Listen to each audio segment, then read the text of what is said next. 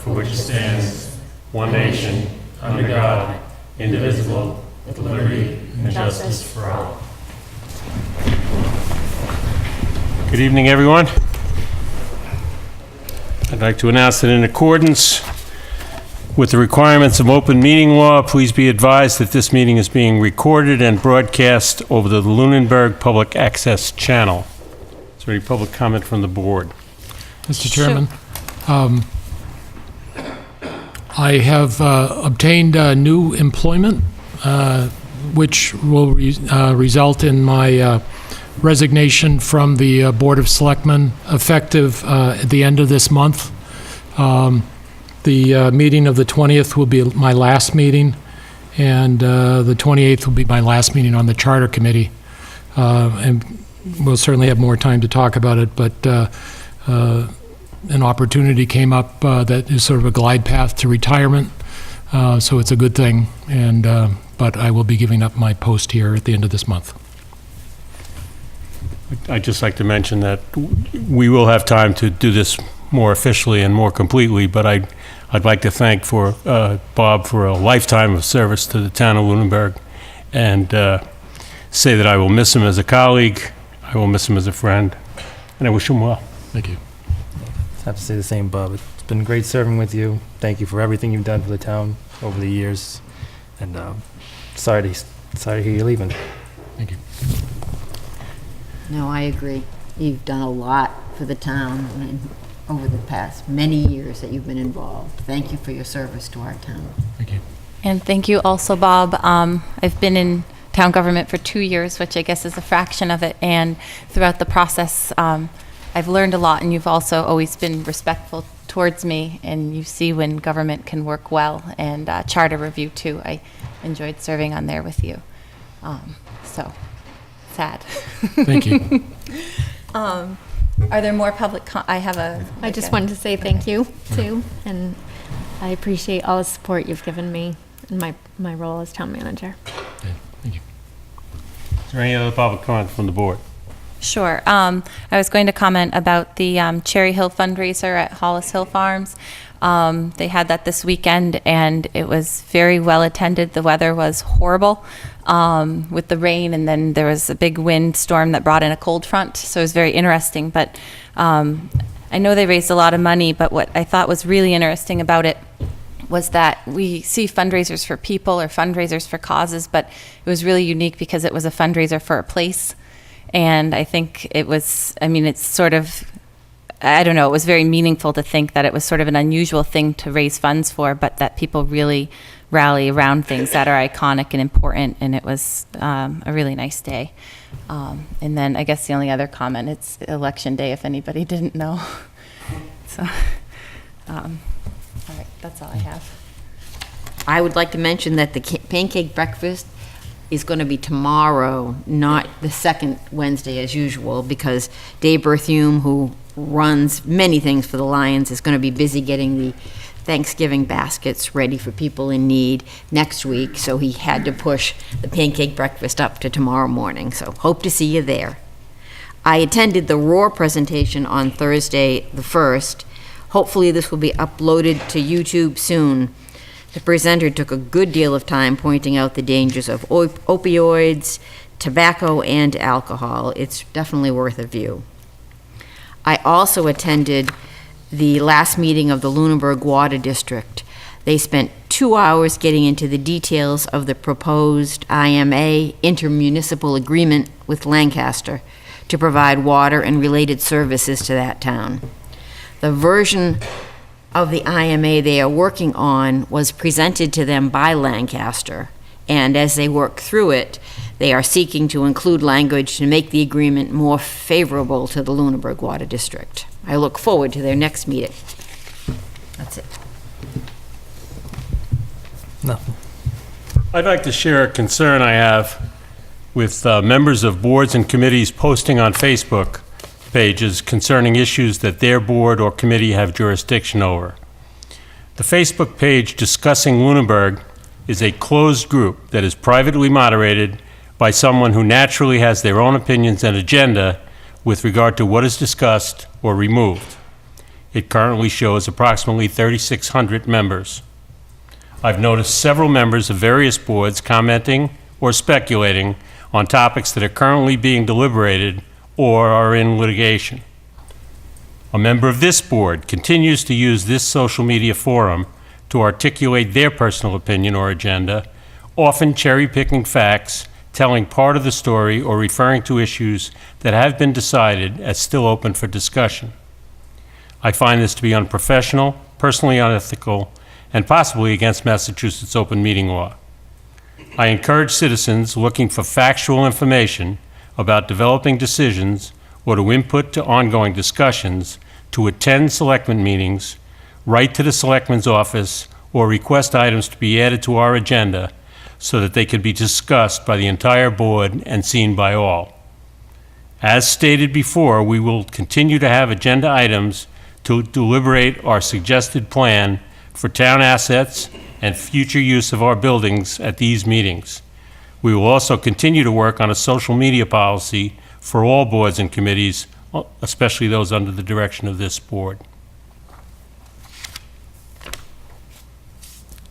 Is there any public comment from the public?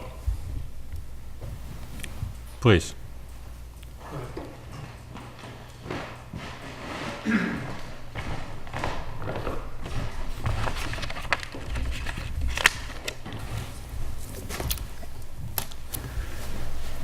Tom Alonso, 284 Lancaster Avenue. Two comments. First one is a citizen. Strong communities are active communities, and in the past few weeks, I was lucky enough to attend 3 such events that showed that in town. Mrs. Adams talked about one at Hollis Hill Farm, the Cherry Hill Farm fundraiser, which was an enormous success, and I'd like to thank the Turkey Hill Family Lions Club for organizing that, and for everybody who came out in the worst weather and raised a huge amount of money for that effort. A few weeks earlier, there was another fundraiser at Hollis Hill Farm for a family in Lunenburg whose father and husband had suffered a major injury. I was able to be there. That was another enormous success. The local band Wheelhouse played. They had raffles there too. Again, a great success. And to Jim and Allison Latanzi, who own Hollis Hill Farm, the warmest of thanks for all they do to host both of those events. And then on the historical side, there was a seminar or discussion presentation at the library last Thursday from Sally Dickinson, who lives in town, about the history of Hickory Hills Lake and the ties with Sikorsky Aircraft. That was packed. They turned over 50 people away after there was not one empty seat left. So these are all incredible showings. And when I went to vote today, there were over, I was told, 4,200 people who voted as of 3 o'clock. Wow. And I was there giving out flyers for the Boys and Girls Club, and the crowds and the people just kept streaming in. It was enormous. So when those numbers come in. So I just want to applaud that everybody in this community is very active, and they stay involved, and all of those events show it, and I'm so glad for it. In a second comment, now as the vice chair of the board of directors of the Boys and Girls Club, and kind of peripheral to my first comment, we are having our holiday raffle. In the past, our last fundraiser of the year was a rock-and auction. This year we're going to try something new, and we're starting something called the 12 Days or So Before Christmas Raffle. So it is going to be an online raffle where people can buy entrance either in person at the Boys and Girls Club, by mail, or most conveniently online. And the entry price is $50. And what it is a raffle where you have, starting December 3rd, and every weekday after that, ending on December 18th, there will be a live broadcast on the Facebook page of the Boys and Girls Club to choose a winner of a prize. Every prize is $50 or over. It'll be increasing as we go. So it'll be from $50 to like $350, and then the grand prize on December 18th is $2,500 cash prize. So we hope people give to that. It's for a great cause. Boys and Girls Club obviously services many people in the community, many boys and girls and promotes, obviously, a healthy atmosphere and health of mind, body, and commitment and civic duty and community involvement. So hopefully everyone can join that. You can go to bgcluboflunenburg.org, which is the homepage of the Boys and Girls Club. There'll be information there starting tonight about how you can enter, and you can enter as many times as you'd like. And in the next week or so, next 2 weeks probably, we'll have a list of the prizes, what's going to be drawn. We're trying to add them as we go. So once they're listed, they may be additions, but there will be no subtractions. So hopefully, I gave out to the board the flyer for it. Hopefully everyone will join, and we will continue to exercise that strong community. Thank you. Tom, before you go. Yes. The boot drive for the Boys and Girls Club got rained out on the 3rd. Right. Is it planned to go That with was the rain date? date on the 10th, and Right. Again, weather permitting, that's what we're planning on doing. Okay. Yes. Thank you. Thank you. Any other public comment from the public? Please.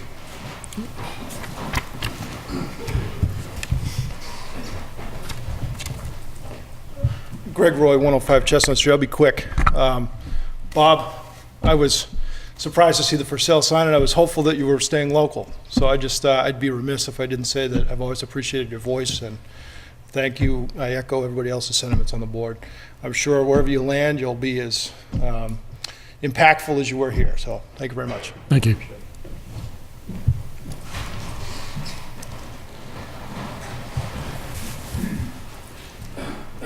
Hi, Barbara Reynolds, 952 Flat Hill Road. I just came quickly. I just wanted to thank Heather. First of all, to let everybody know, I am Lunenburg's representative for Monty Tech on the school committee. And we recently had a ribbon cutting for our Vet Tech Center, and I wanted to publicly thank Heather for coming and attending. The governor was there, and it was a nice event. So I know I've talked to Jamie many times, who have supported me through this, so I just wanted to let people know what's going on at Monty Tech. There were over 200 trade students that worked on the Vet Tech Center, and that was the first commercial building that they've ever worked on. So it was real, and there were 18 from Lunenburg that worked on the center. So those kids have just got something that they've done that is going to track them forever. I did want to let you know also that there's 3 students that are enrolled in the Vet Tech program, the Vet Science program from Lunenburg, out of 22. And last year they started at the school, and they were in the main building, and now they have that new building that they're learning. And next year, one of the part of our mission was that we were going to provide veterinary service for low-income people, and that will start next year. So all of the money raised for the center, $2.6 million, was through grants and donation, and no cost to any of the towns. And that's all. Thank you. Thank you Thank very you. much. Thank you. Please.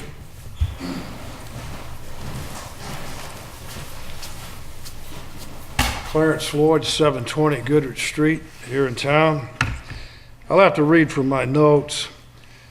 I'd like to encourage everyone to show up to the special town meeting on November the 13th and vote no on Article 17, which seeks to ban the use of plastic bags by town retailers.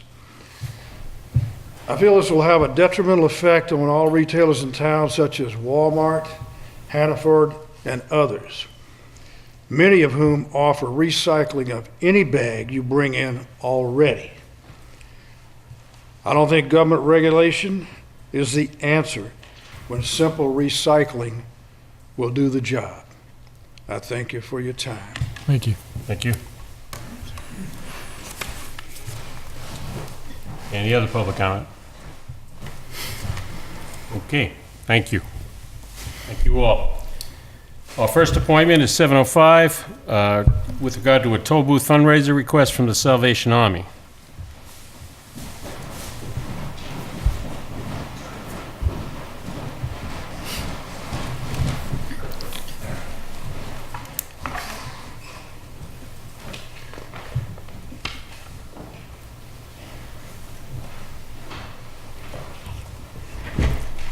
closer to you guys than normal, or? First of all, Dave McDonald, Island Road, Fitchburg, Lunenburg, Mass. A couple things I just want to say real quick. One is, I've lived in town for over 14 years, and I don't know how to express this without just letting it out there. We have a community that is fantastic. As Miss Adams stated with the Hollis Farms, that was, to me, the greatest event I saw. It's a community coming together in need.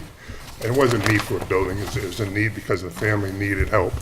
And this town came through. So I personally want to thank the Tanzas from the Hollis Hills, the Lions Club, but most of all the citizens who have the heart, who came out and supported a need. And as Mr. Alonso said, there's been a lot of need in the town lately. The Salvation Army, as you are aware, I've been working with them for over 30 some odd years. And I want to thank each and every one of you for your help with us in the past, either through our angel programs or other programs that we have. We have a lot of programs going on, so before we discuss the boot drive, I'd like to get a little bit of free press. And I'm going to have, to my left here, Lynette Valentine, our envoy from the Salvation Army, who happens to be my boss. So Lynette would like to explain what we're doing, and we got some exciting opportunities here in the town of Lunenburg with the help from Town Manager Heather. So Lynette, it's all yours. Thank you, and I'm glad to be here tonight just to share a little bit about what is Salvation Army and what do we do. What is our role in the communities we serve. And we do serve Fitchburg, Leominster, and Lunenburg. It was brought to our attention that your, is it Toy Mart? Is no longer. The gift mart. The gift mart, gift mart. And I gave you angels. I brought two. Those are actually angels that are going to go out. They were from families that came in for help, and a schedule. We're doing applications to help families in need for Christmas. And what happens is they come in. We have every day going on Tuesdays. That's the chart.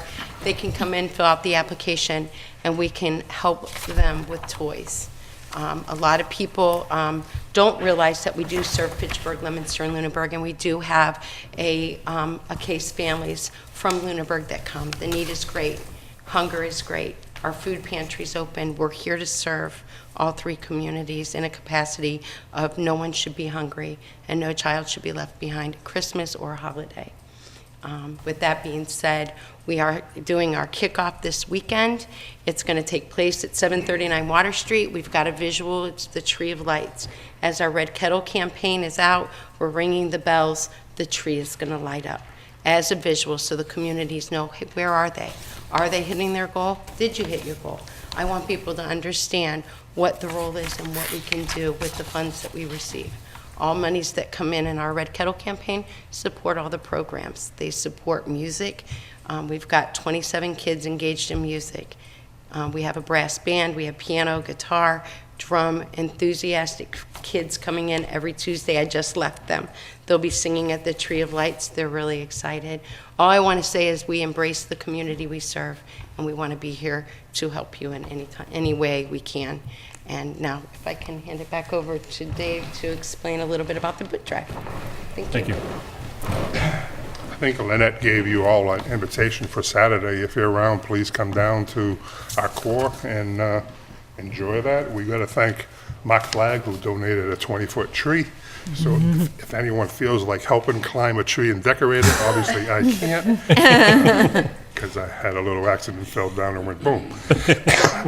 The other programs that we got going on, like I say, the Angel program, which you all have helped us in the past, and your mother has, Miss Adams, in the past. If you need a tree or if you would like to adopt a family, our goal, especially mine, as people know, is no child should go without a toy on Christmas. So our goal is to have a toy for every child. So anyone here who can help us with that, please give us a call. We're asking also the board to put that information you have in front of you on our your Facebook page, the town Facebook page, where if citizens need fuel assistance, we can help with that. If citizens need food, we'll definitely help with that. There's no need in today's world that we can't be there to help them. And with your assistance, please help us spread the word. The other thing we got going on, as you know, last year I was lucky enough to go to Florida to help out with the hurricane relief down there. This year, we have 2 volunteers from Lunenburg who are down there right now as you speak, which is Joanne Martinique and Eileen Ramson. So if people can put a little thought in their hearts and maybe say a prayer for them, that would be really appreciated, because they're down there through very, very tough situations. And we've been getting pictures, and in fact, I can send you some photos that they're getting, but it is total devastation down there. So again, we're very proud. We're very proud to send 2 of our own down there. As far as the boot drive, we like to do it on December 8th from 9 a.m. to 3 p.m. at the CVS location in the center of town.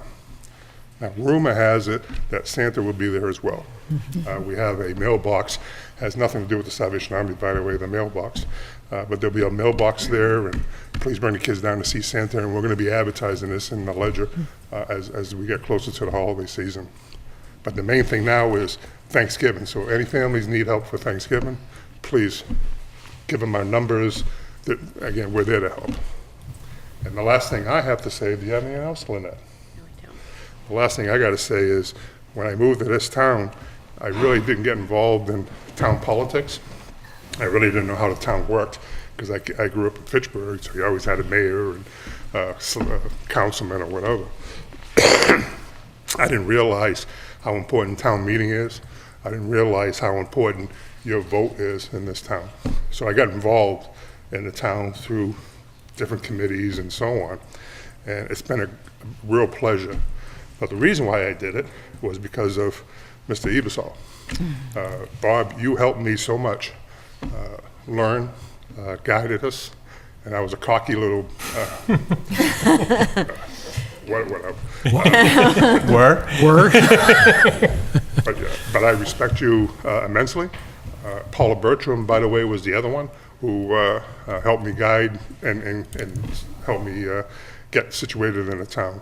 So I wish you and Troy the best, and you're going to be missed, especially by me. And like I said, you're a top-notch man. So that's all I have, and we hope you have a great Thanksgiving, and Merry Christmas, and ho, ho, ho. And Thank you. we're ready to go.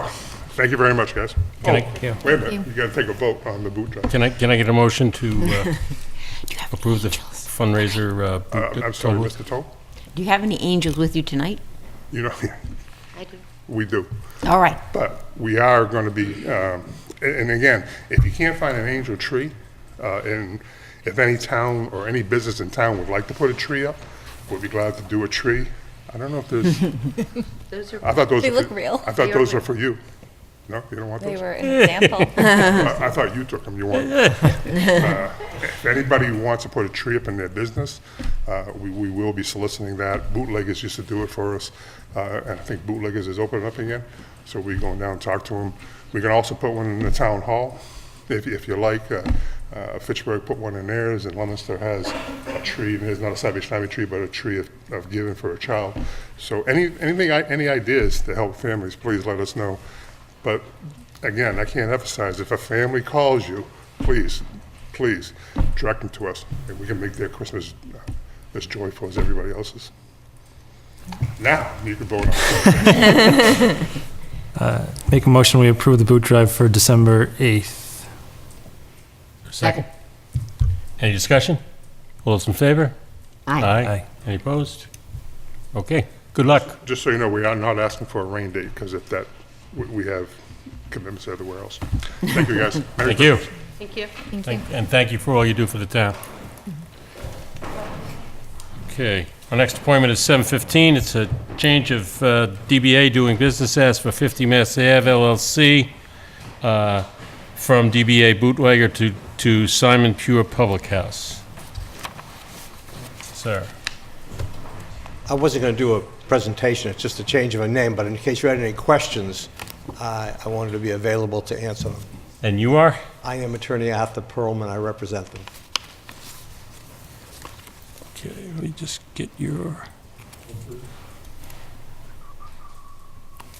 So it's the same ownership, but there's different doing business as, that's correct. Then a different concept. The name's going to change, and it's a different concept as far as what they're going to be providing. So will the ambiance change then? The I'm not decor? sure how much of that, but definitely going to be a different menu, different way of presenting it. So yeah, I would presume the ambiance may change somewhat. It's gonna, I think they plan to open within about a week or so. Of now? Yeah. Great. Or reopen, I should say. Reopen, but under the different concept with a different name. Okay. Now, just a curiosity, I know there was some questions when they closed down that whether the new owner, which is what everybody expected, was going to honor their Right. gift certificates, et cetera. Have they discussed that in any way? I don't know what they've done about that, but I know it's the same people, so if there's something there, I'm sure if those people were to come in, they would resolve it. In fact, that's part of the reason why they brought me in, is they were doing something, and they probably will be coming back to you in a short period of time if the concept works well. Because if the concept works well, there's someone else who's going to be taking over that restaurant. And then they'll do a total change, be a sale of the business under the new concept. So the current owners are going to try out the new concept. If it works, then the people are going to want to take over. I would make a motion that we approve the change of doing business as for 50 Mass Ave LLC from the Bootlegger to Simon Pure Public House at 50 Massachusetts Avenue, license number 02697-RS-0636. Second. Is there any further discussion? All those in favor? Aye. Aye. Any opposed? Okay, And I will mention to them their concern about those gift certificates. good, I appreciate it. Glad to hear it's opening soon.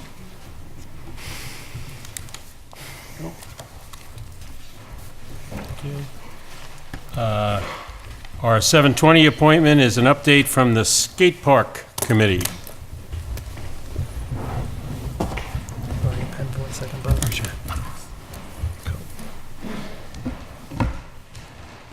We have an older skate park committee right now. And there's no rhyming tonight. It's just straight up. Anthony Caioso, 1081 Mass Ave. And I was here to just do a quick cursory update on where we've been in the last 30 days and where we're looking to go next. Just a couple of fundraisers that we've gotten in the rear view. We're looking forward to map out our fall, winter activities. We've got a fundraiser this Sunday at at Cinema World over on John Fitch. We'll be screening The Grinch at 9:30. And then we're running a poker tournament in December, on December 8th at 5 o'clock over at the Eastwood Club. We'll also be running, and this is still in its embryonic stages, a Battle of the Bands. It looks like sometime in March. And we're still rounding out January, February. We might skip a couple of months. We were looking at a comedy night, bouncing around a couple of ideas. So that's on the fundraising side as far as events. Dollar-wise, we've passed the 40K mark, and we're well on our way to 50. And that's obviously, all private dollars and in-kind gifts. We're still talking to a number of skate park designers and trying to figure out what fits, what doesn't fit, what makes sense on the timeline.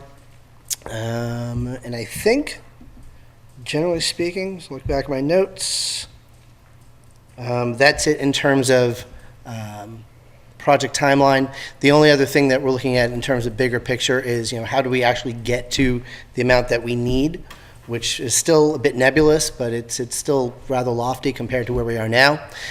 So we have some asks out for year-end money. Our goal is still to break 100K by year-end.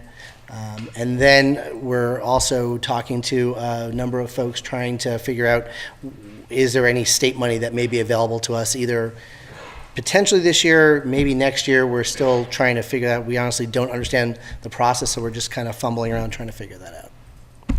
And that's where we're at on that. And then the last thing that's in the back of my mind, but should have been in front of my mind, is the townwide mailer, which was the draft was socialized with you, Heather. I believe you passed that around for review.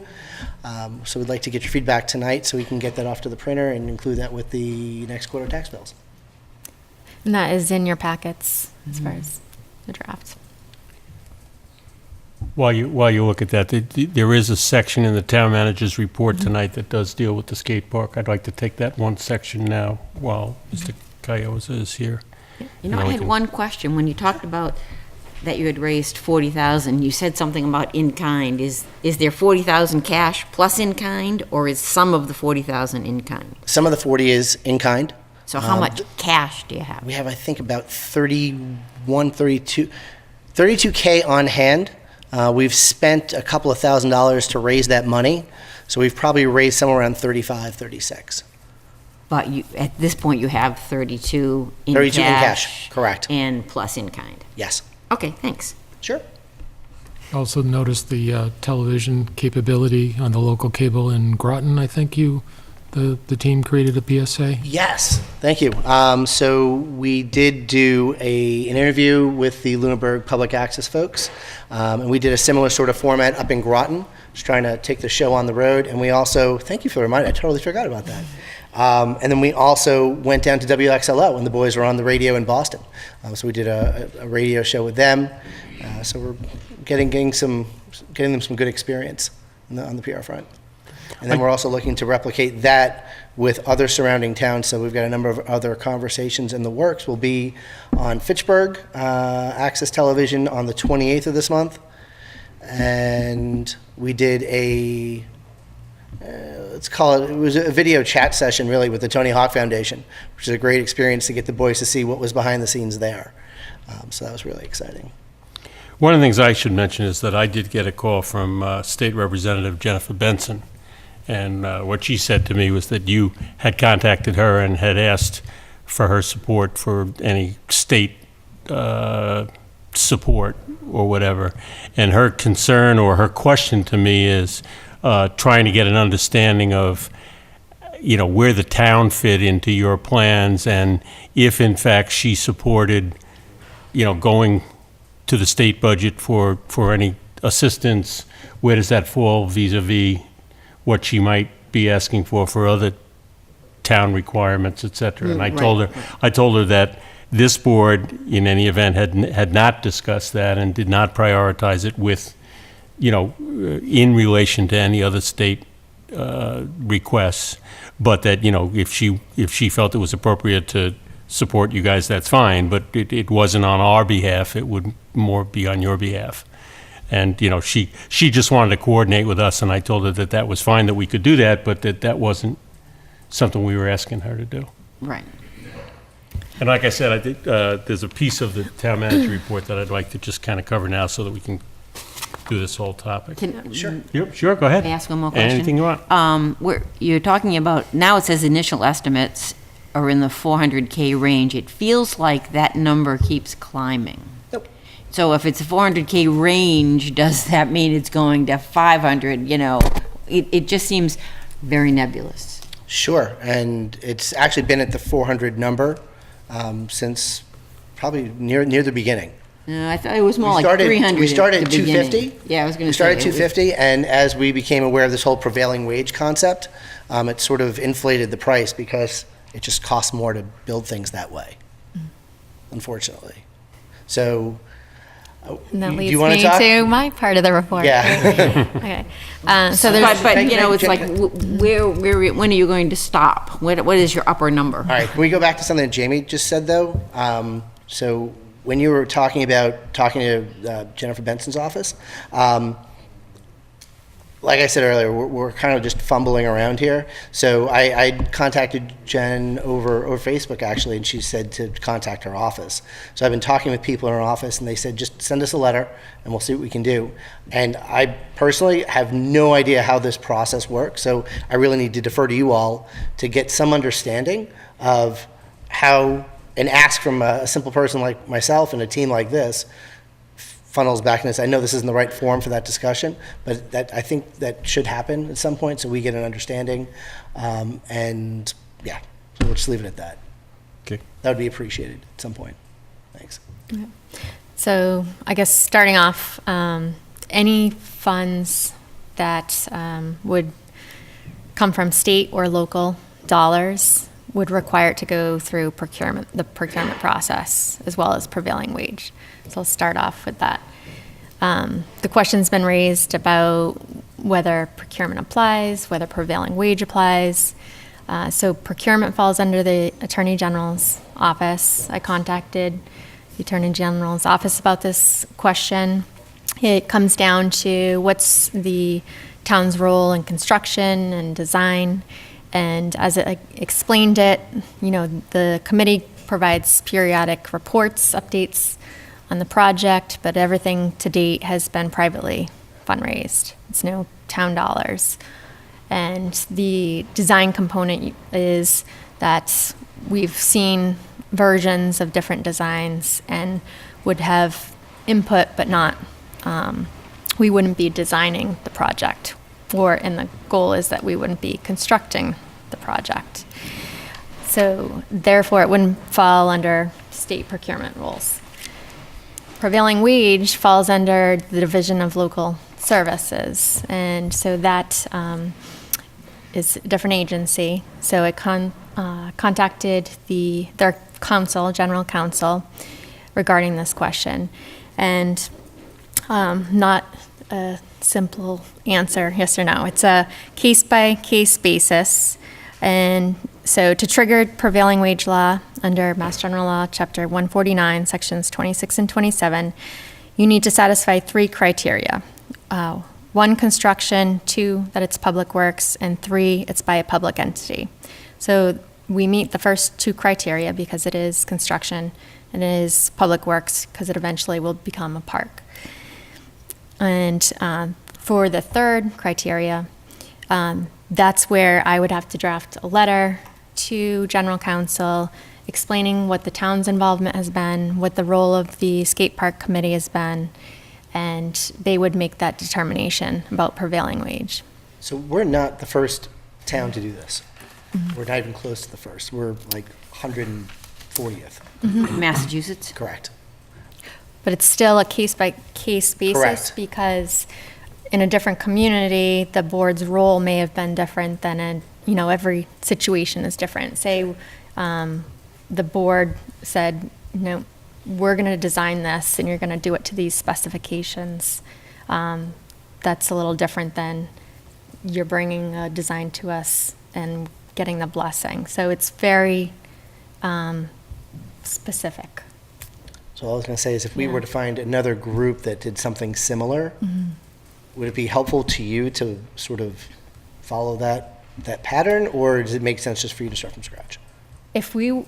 My advice would be that if we want to keep it the way it is and make sure the project isn't determined to be subject to prevailing wage, is that the board has as little involvement in that process, that all the dollars are privately fundraised, and that would mean that you wouldn't be able to get state funding. Okay. That's the only. But the benefit is, prevailing wage, I believe, adds 30% at least to the cost of a project, so. And we're back to your point. No, I have a question. Because it's town land is being utilized, does that come into play at all? Because, the town is contributing land. No, I talked to our council about this. We would give a right of entry, and this has been done in, across the state. Like, say a company is going to install sidewalks, like a town can contract with, a private contractor. They install the sidewalks. We're giving them permission to do so. It's all their, we're not overseeing the work. We have Yeah, but the you're providing the proper. land. It's on town land. No, it's Okay, not yeah. it's the construction. An example was, if you think of Route 3 from Route 128 to 495, and actually onto New Hampshire, that was widened from 2 lanes to 3 lanes in both directions. That was actually bid out to a design firm so that the state didn't do it, and they avoided prevailing wage on that entire construction project. So So whose land was it? it was the state land, state land, yep. But the right of entry is giving whatever private party the ability to do the work on public land. Okay, great, thank you. So walk the narrow path. Yeah, seriously. It's getting narrower. Heather will make sure that you're walking the narrow path. And I think that's why it makes sense for both of us to have these updates once a month, so that we can kind of Absolutely. just check in. Yep. And then if you don't have any more questions, the only point I want to bring up, again, just to make sure we're on the same page, is with regard to the townwide mailer. Is there anything that anyone has any concerns with that needs to be amended, changed, or modified before it goes out? I read it, I thought it was good. There wasn't anything. Can I comment? Sure. And I sent this to Anthony earlier. My only comment would be on the very end of the mailer. Maybe instead of listing the departments, that it would be the town as approved by the Board of Selectmen or endorsed by the Board of Selectmen. I know the Parks Committee hasn't voted officially for an endorsement, so to make it a little more broad that way. Because the That works Board, for you, the Board of works for Selectmen us. has voted on this. And do you think it's a good idea to, in that will this project increase our taxes, get rid of combination of state and private dollars? Because if you're looking for state dollars, you're adding 30%. Correct. So maybe it's a good time to, because, and some people are going to say, it is going to increase our taxes because we pay state taxes. Sure. So I think I'd that's a recommend valid taking point. that out.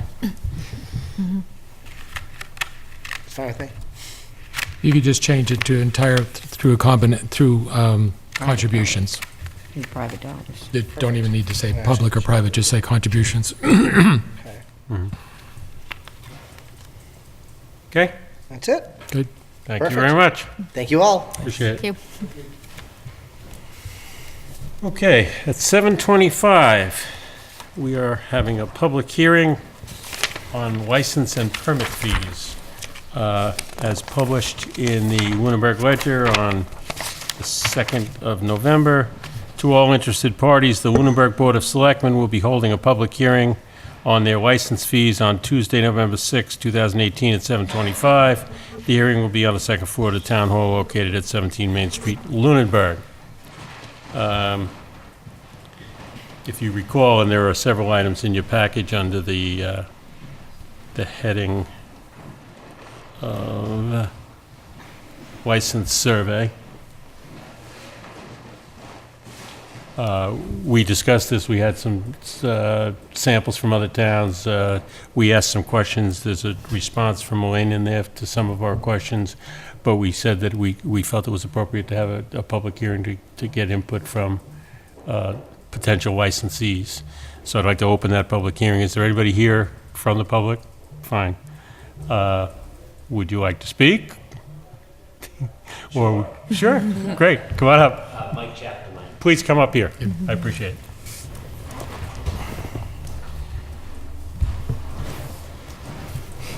Welcome. Thank you. Mike Chapdelaine, 208 Leominster Road and 199 Mass Ave. I really don't know, to be honest with you, if you're just looking at changing the fee structure, if you're comparing other towns with what they charge for different fees. I know they went up this year, but it was because of a town meeting vote. The fees went up 5%. Because I brought the checks in today for our Class 1 and Class 3 license. So I know the fees haven't gone up in an awfully long time. So I guess I'm just here to listen to what your results were and what your thoughts are as to what you might do with the fee structure and go from there. Great. All right. Well, why don't we have our conversation and invite you to comment on it when we've had it. Is that all right? Thanks. Thank you. Anybody else? Fine. So I believe the purpose really is just to make sure that our fees are in line and appropriate. I don't think we have an objective to raise them or not raise them. May I ask a question? Sure. Mr. Chair? I wonder, I think the first thing we should think about is that the fees be cost neutral, that whatever it costs us to do it, the fee should collect. And, we've got quite a few fees that are like $25, and I'm thinking, boy, you're not doing much work for $25. So I question really low fees, just from that standpoint, But, I don't know what it takes to fulfill the requirements of the town for these different fees, but that was a question I had. And, the liquor fees, some of them, it's $1,450 for a restaurant, and I know that we've done a reasonable number of hearings around liquor violations, and I know that Elaine does a lot of work. Does that cost cover all of the work? Yeah, there are other towns certainly that spend more on them, and we're lower than the average, actually. So I really just want to make sure we're covering the town's costs in all circumstances. So as to the lower fee, I remember, probably 20 years ago, return check fee was $25 because that was expected. That was the amount of work that would be involved, and I'm sure it's gone up since then. That the nuisance factor on just collecting the information, record keeping, all the other things like that, we may think about increasing having a minimum license of maybe $50 instead of the $25, unless it's required by state law. But yeah, right, that's what I was thinking. Yeah. It just doesn't seem that you can cover your cost for that. then as to liquor license, I don't know if I'm with you with trying to cover when we have to have hearings, but then we don't want to penalize the restaurants that don't have to have hearings either. So I think it's interesting, the restaurant all licensed, Lunenburg is $1,450, Townsend is $1,500, then Leominster's only $1,000, Fitchburg's $1,200, Lancaster's $25, Ayer and Groton are $3,000. So Ayer and Groton are twice the amount that we are.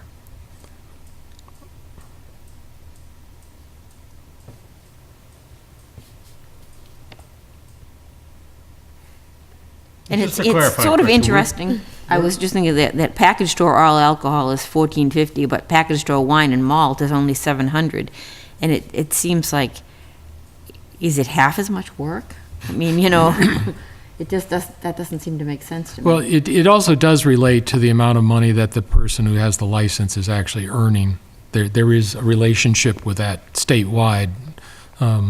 You wouldn't charge $1,500 for somebody that's going to make $500 a year. So the assumption in that one is that beer and wine, you're not going to make as much money as you're serving selling all alcohol. Yeah, but I think it should be more related to what does it cost the town. Well, I think that's the minimum. I think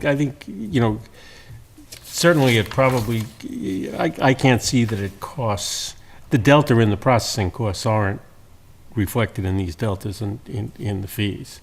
I think one of the factors is you want to set a minimum that says we want to at least collect what it costs us to process it. Yes, right. But on the other side, I think that there's a market kind of factor that Bob is referring to that talks to, a reasonable fee to be in business and to be licensed. Mm-hmm. Because otherwise you'd have a real tiny fee across the board relative to a large business or a large, all alcohol package store. But when you think about, when I went to that Roar presentation the other night, alcohol is a killer. I mean, it's not like we should necessarily be encouraging people to sell alcohol. We're having this big debate about whether marijuana should come in or not, and well, I think a bigger debate would be alcohol because it's much more dangerous. Yeah, we're not going to go back to prohibition because we know that. But I don't know that it. But when we look about trying to support businesses in town, and we've got bootleggers, which is now becoming the new name, Public House. We want to make sure that they have a reasonable license fee that is going to cover the cost of the program. I guess the other thing would be interesting to find out, why did Ayer and Groton go to the 3,000 number figure? Do they have more enforcement officers separate than the police officers that we have? Or is Groton more affluent and therefore their businesses make more money and they will not be balking at the $3,000 figure? Well, Ayer isn't in Groton's boat. That may be affluence historic, was. that may be historic too. It was a, you know, But, a base you know, town. I'm not sure that we need to even be, you know, thinking about, you know, that necessarily. It's- Mr. Chair, if I may. One thing I think of, and Bob just said it, is really these are being applied oftentimes to a small business, and you really think of economic development, and that was a big theme last year. And this is just a small piece of what businesses have to pay in order to create their space. So two thoughts. One's a larger thought. And I brought this up last time, is instead of trying to figure out how to, in some ways, arbitrarily change them or make them bigger, I think it would be neat to set up a very small increase that is just fixed. And then a business could even project, if all of a sudden you're getting one license for your business that's $1,500, and then we're like, let's be like Groton and make it $3,000. That's a huge increase for a business. But if they knew that, you know, it's going to go up by 2% or X percent every 5 years, or however we'd structure it, then they could even, you know, structure for an increase in their license fee. And I think that makes it consistent, and it should, everything goes up, but it should go up in a way that's predictable and small. So that would be my thought, and I think something we could structure. And it's nice to see a clean number like, oh, $700 and $60, but that makes it look even more arbitrary. I think if we have these fixed fees and then we set up a schedule to slowly and cautiously increase them, then we won't have to, you know, visit it and try to match other towns. We'll just know that we're going to match, you know, inflation or whatnot. But then the other thing that came to my mind, and it's more in the form of a question, is we talk about like the alcohol permits, and certainly we've experienced where somebody comes in again and again, as a form of punishment, they have to lose their license for X amount of time or maybe forever. But can we apply a fine so that you've come in, you're creating a lot of extra work, police department, Elaine, so in not to punish a restaurant for serving alcohol, but to say this bar has been here the 6th time, you know, maybe there's a fine associated with a finding that they have violated conditions, and then you're not punishing everybody in terms of the license, but it would just be another reason to comply. And that's just more of a question / thought. I could support an annual increase. I always believe in a slow increase instead of a jump every 10 years or 5 years. We could certainly do a 2%, 2.5%, or go with inflation, which would be another way to do it. I guess I just look at the exercise as trying to make sure we're not an outlier. And I didn't see anything in this report that made me think we were off the page. You know, if we want to build inflation in, fine. I think there's a certain ease of doing business to have a round number and not have it change a lot, and to look at it every so often. Right. My guess is that the two heavy hitters, one is based on history and the other one's based on affluence. You know, and they're the outliers, and they might have to explain themselves, but I think we kind of are in with our other communities. The one thing I thought was interesting is that, you know, we had a license fee for a weekday entertainment, but we didn't have one for a Sunday entertainment. I would probably fix that, but I didn't see any need to make any major changes on our fee schedule. And I agree. I think we're right in line with the neighboring towns. I don't see this as I understand covering costs. I don't see this as a money-making venture for the town. The dollar amounts in comparison to everything else are insignificant, so shouldn't be considered a source of revenue by any means. No, but we should cover our costs. Right, and I mean, I think, I would assume most of these do that I unless, mean, $25, it's 2 cups of coffee nowadays. I mean, it just doesn't seem, Yeah, with the renewal of a limousine license, you probably take last year's and copy it onto another piece of paper and send it out. It's like one person's work Yeah, for a right, very short yeah. amount of time. Well, Now, I assume that these kind of happen once a year, and it's probably January or July. The liquor licensing is done in December and it renews, so January 1st. So if we got this organized to a place we liked it, we'd just do it at the renewal date. January, I would say these should go into effect January 1st, so, because the packets for liquor licensing, they've already gone out. Okay. To notify all the businesses. So it would be new after- people applying for a license Right. after January 1st, and then renewals a Right. year from now. I think at a minimum, we should adopt a fee for the Sunday entertainment, which according to Elaine's, it cannot be greater than $25 an event or $400 annual. It's by state law, although it's interesting that somebody actually has a higher rate than that, but it's up to them to enforce it. I'd be okay with $25, because we get 100 for weekday, and there's, what, 6 weekdays in one? Right. Yeah, right.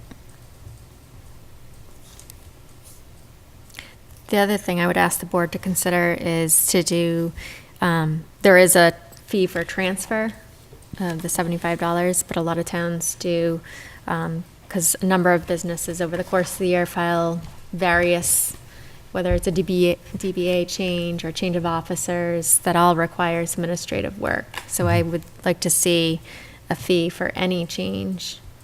We don't have that now. No, just a transfer. And that would be on any license for a change? Right. And what do you recommend, son? I would say, I think $100 is fair. Okay. Sure.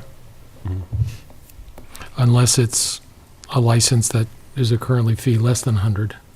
So, I mean, for instance, if you transferred a limousine license, I'm just talking for the liquor license. okay, thing. fine, yeah, so. Why, well, just to push the point, why would you not do, auto dealers or any of the others if they were changing things? Well, those would be charged the full fee, because in those situations, it would be a new A business. totally new license? Right. Okay. All right. So I would make two motions. One, that we change the Sunday entertainment license to $25 an event or $400 for annual, and to charge a $100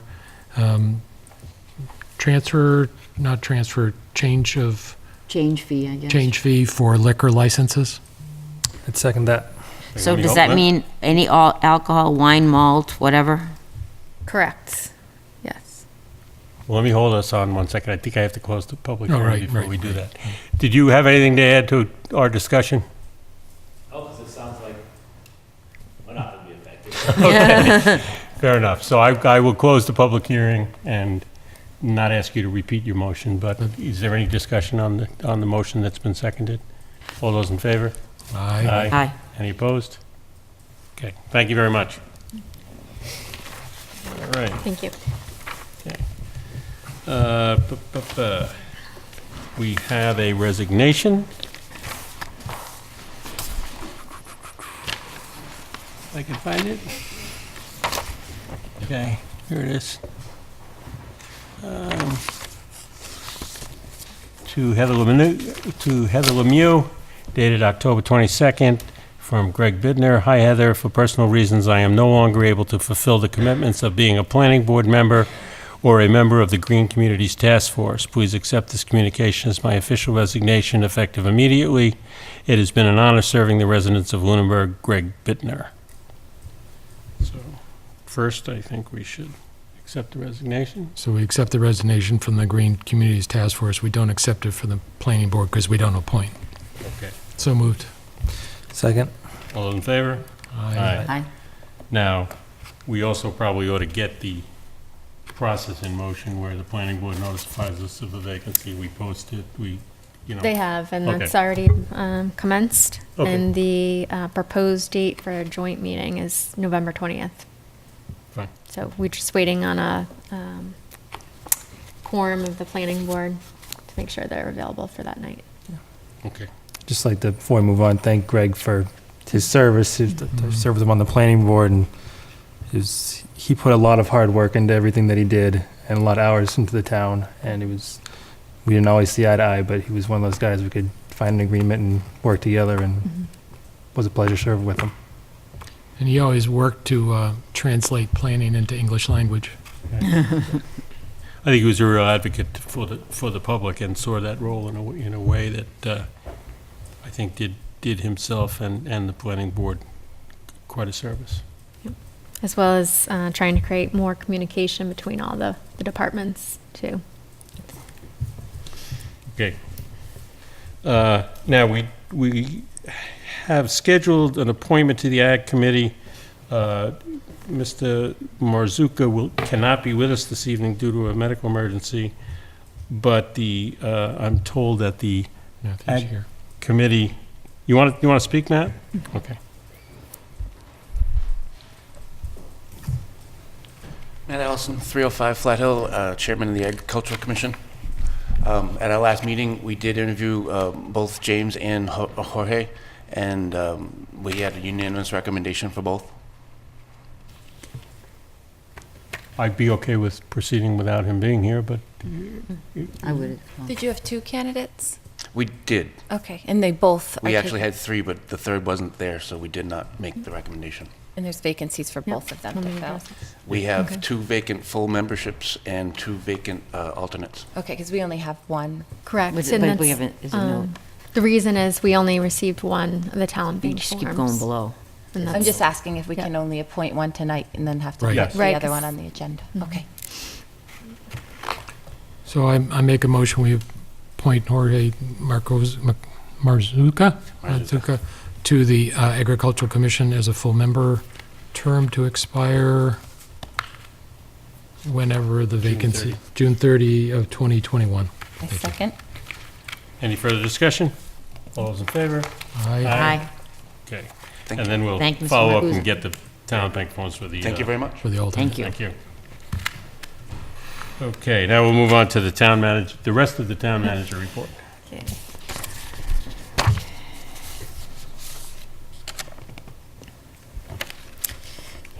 An update on the town hall weather vane. After receiving a formal estimate to replace the town hall weather vane on October 18th, we filed a property loss claim and received the payment from Maya on the claim on October 30th. We have let the Historical Commission know to proceed with the order. As a disclaimer, even after we receive the replacement weather vane, we will not be able to put this up until the condition of the towers is assessed and necessary repairs are done to make it structurally secure to have the weather vane installed. But keep it in a secure location. Yes. Does it make sense to actually purchase it before you do that assessment and work? I mean, what if it turns out it needs to be 2 pounds lighter or something like that? I mean, clearly, I would leave it to the Historic Commission, but I'm just... Yeah, right. Just point history maybe. I feel like the high school shop might have rebuilt that one that's up there now. I seem to remember when I was in high school, it was sitting in the shop being replicated. I don't know, maybe Monty Tech would be interested in something like that, or I don't know what how you'd go about rebuilding it or whatnot, but I feel like that's how we did it before. I mean, I would certainly leave it to the Historic group, but... I mean, if we had a place where it was safe to put, that might be something to get it, but. It's already on order. Okay. actually. Gotta interject. So when it's but- delivered, it needs to be put in a Yeah. secure place. Okay. Police department. Yeah, right. You can put it in lockup. Where are the weights and measures? Are they at the Historical Society or? Summer Street project update from Mass DOT. Paving has been completed on Summer Street from the Rockies Hardware Plaza to the Bakers Brook Bridge and Youngs Road in Lunenburg. The drainage structure subcontractor has completed raising structures to binder grade in Lunenburg. Installation of the drainage structures tying into the main line will continue for the next couple of weeks in Lunenburg. The contractor is encountering a significant amount of ledge while installing the drainage main in Leominster, which is slow progress. And Mass DOT hopes to have the drainage main completed in Leominster prior to the winter shutdown. Granite curbing has been delivered to the site in the areas that were paved last week, and Mass DOT is working on scheduling the installation of the curbing with the curb subcontractor. An update on the regional animal control facility design. The geotechnical engineer will perform the boring samples on November 9th and will issue a report the following week. Updates on the town website. The special town meeting warrant and information on proposed amendments to the bylaws and a new bylaw on noise control is under news and announcements on the homepage of the website. A page for the Americans with Disabilities Committee has been added to the website under Boards and Committees. Important links, including our ADA policy and public notice on non-discrimination, are also on that page. And once our ADA self-evaluation and transition plan has been updated, this will be added to this page as well. The Board of Selectmen goals for fiscal 19 has been added to the Board of Selectmen's page, and the town manager's goals have been added to the town manager's page. An update on the communications questionnaire. We have a total of 101 responses to date. 11 of those included our hard copy responses that were passed out at the library, the senior center, and town hall. In a response to the question on how people receive information about town government, 56% of respondents receive information through town social media accounts, 45% of respondents receive information through the Lunenburg Ledger, 42% of respondents receive information through the website, 22% of respondents receive information through public access, and 15% of respondents receive information through Discussing Lunenburg. Since I last reported on this on October 2nd, the percentage has increased for the number of people receiving information through the website, town social media accounts, and through public access. An update on the Green Communities Competitive Grant. The energy consultant, Energy Source, will begin the projects that were approved as part of the town's Green Communities Competitive Grant Award this week. They will begin with the LED lighting projects at the Ritter, Town Hall, and the Public Safety Building. The Business Town Partnership. At the last Business Town Partnership meeting on October 25th, we received the second draft of the business brochure with a color map indicating open space and recreational areas of interest, active farms, and other points of interest such as the library, senior center, teen center, and location of the farmers market.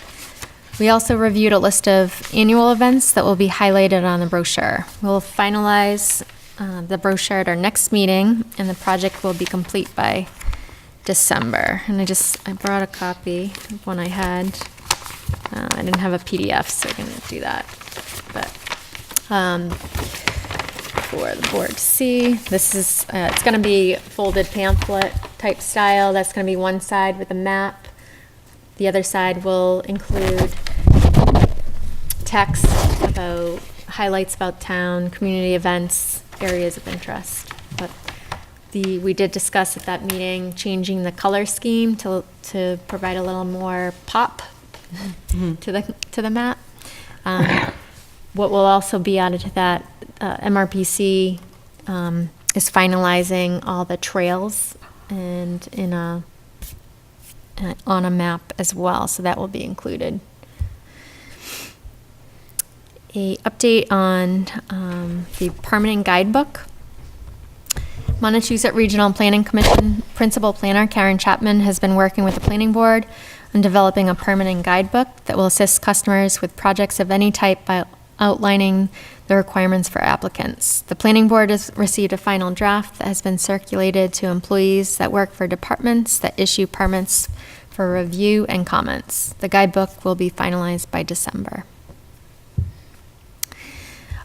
The walkability and parking study.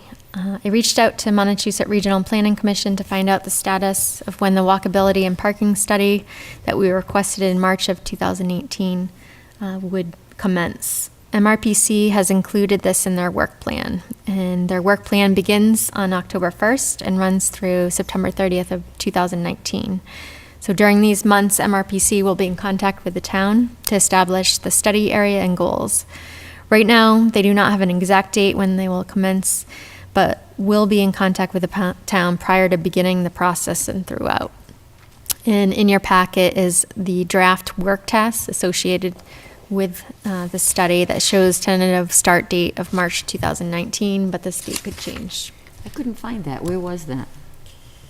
It's on here. Is it? Yep. Oh, okay. It's Lunenburg Walkability and Parking Study. It's between appointments and capital facilities bond bills. Okay. It says MRPC Parking and Walkability Study Work Plan. Okay. MRCP plan. Oh, okay. Yep, got it. Thanks. Thank you. Oh, I noticed a mistake on this map is, have they finished checking it over yet? No. Because, okay. No, it's just in draft form still. If you can let me know after, I'll make sure.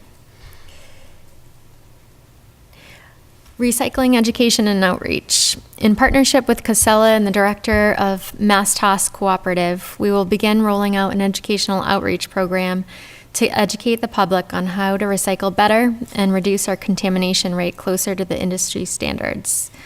A video produced by Casella on how to recycle better and information about Mass DEP's Recycle Smart program are now on the website on the trash and recycling page under the Department of Public Works. So there'll be more to come on this topic at future meetings. Some meetings and other announcements. Town Council office hours will be Tuesday, November 27th from 12 to 4 p.m. and Monday, December 17th, 8 a.m. to 12 p.m. An announcement from the police department. In response to a need for additional portable radios, Chief Marino applied for and received a grant for $19,516 from the governor's local law enforcement equipment technology grant. These radios will be used by school administrators and have the capability to interface on the same frequency as the public safety communications infrastructure. So I want to congratulate him on that grant, because I know he put a lot of time and effort into that. The fiscal 19 Commonwealth supplemental budget, we received notification that the town would receive an additional $83,017 in Chapter 90 funding that was approved as part of the state's supplemental budget for fiscal 19. This brings the total for Chapter 90 funds to $498,104 for this fiscal year. The Maya participation credit. The Maya Board of Directors have issued participation credits to all its members that have property and casualty insurance through Maya, and Lunenburg's participation credit for fiscal 19 was $9,700. This shows up as a credit towards our current year's outstanding bill. Employee Assistance Program Training. On Monday, October 29th, in lieu of the monthly roundtable update with department heads, we held a training through Maya's Employee Assistance Program that discussed focusing on employee strengths and effective management for challenging employee situations. This training was opened up to other municipalities, and we had a total of 20 participants. As Ms. Reynolds discussed earlier, I attended the Monty Tech Vet Building ribbon cutting ceremony, which was a great ceremony. And what touched me the most was that 98% of that building was all done by the students. It's top rate. You have to visit it if you have a chance. It's really impressive. And all the students there attended the ceremony as well, and they were in the bleachers. And when the governor spoke, he asked them all the ones that worked on the project to stand up, and it was amazing to see how many had worked on the project and that it was their legacy that would be there for years to come. So something to be proud of. How great that the governor was able to make it. Yeah, it Really was. nice. And a great opportunity for kids in our district. Devon's Regional Household Hazardous Products Collection Center Collaborative Oversight Committee. That's a mouthful. I attended the Oversight Committee meeting on October 31st, which they rotate the chair, and it happened to be Lunenburg's turn, so I got to be chair for the rest of this year. So this collaborative includes... You went to the meeting and you still got to be chair? Usually if you miss one. you get to be Yeah, chair. got past the gavel, too. This collaborative includes 14 communities, and information on the collection center is on our website under the Department of Public Works. There are capital planning meetings, November 6th, we had one today. Next one is the 20th, and 27th is the last one in November. I will be attending the second Dementia Friendly Action Committee meeting tomorrow, and we'll be attending a Small Town Administrators of Massachusetts meeting on Thursday during the day, and a Finance Committee meeting that night. And just to list the vacancies we currently have in paid positions, the building commissioner, Local inspector, town mechanic, assistant town mechanic, and heavy equipment operator are still open to be filled, as well as the vacancies on committees. We have one regular member vacancy now in the Agricultural Commission, as well as 2 alternate member vacancies, 1 vacancy on the Architectural Preservation District Commission, multiple vacancies on the Cultural Council, 1 vacancy on the Green Communities Task Force, which is a citizen-at-large position, and the Planning Board vacancy, which we discussed earlier about a joint appointment at the November 20th meeting, 2 vacancies on the Public Access Committee, and 2 associate vacancies on the Zoning Board of Appeals. And that's all I have. Any questions or comments on the town manager's report? No, thank you very much. Thank you. You're welcome. Moving to current business, we have, our first item is a discussion of the FY20 budget and Board of Selectmen priorities. And I guess that kind of ties into the second one as well, but let's take the first one. It does.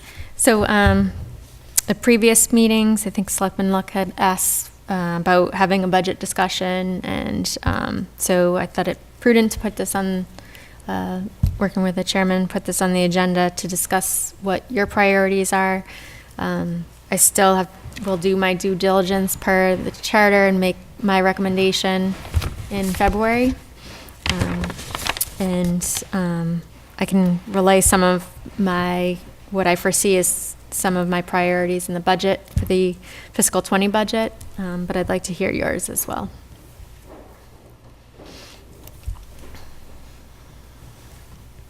So do you have a way you want to do that, or just open it for input? Open it for input, sure. I guess I would ask the town manager, are there any major changes within the budgets other than normal increases due to salaries and supply costs? So where do you think the challenges will be in the budget? Based on your crystal ball now. Yeah. Healthcare is always one of the challenging pieces of the budget.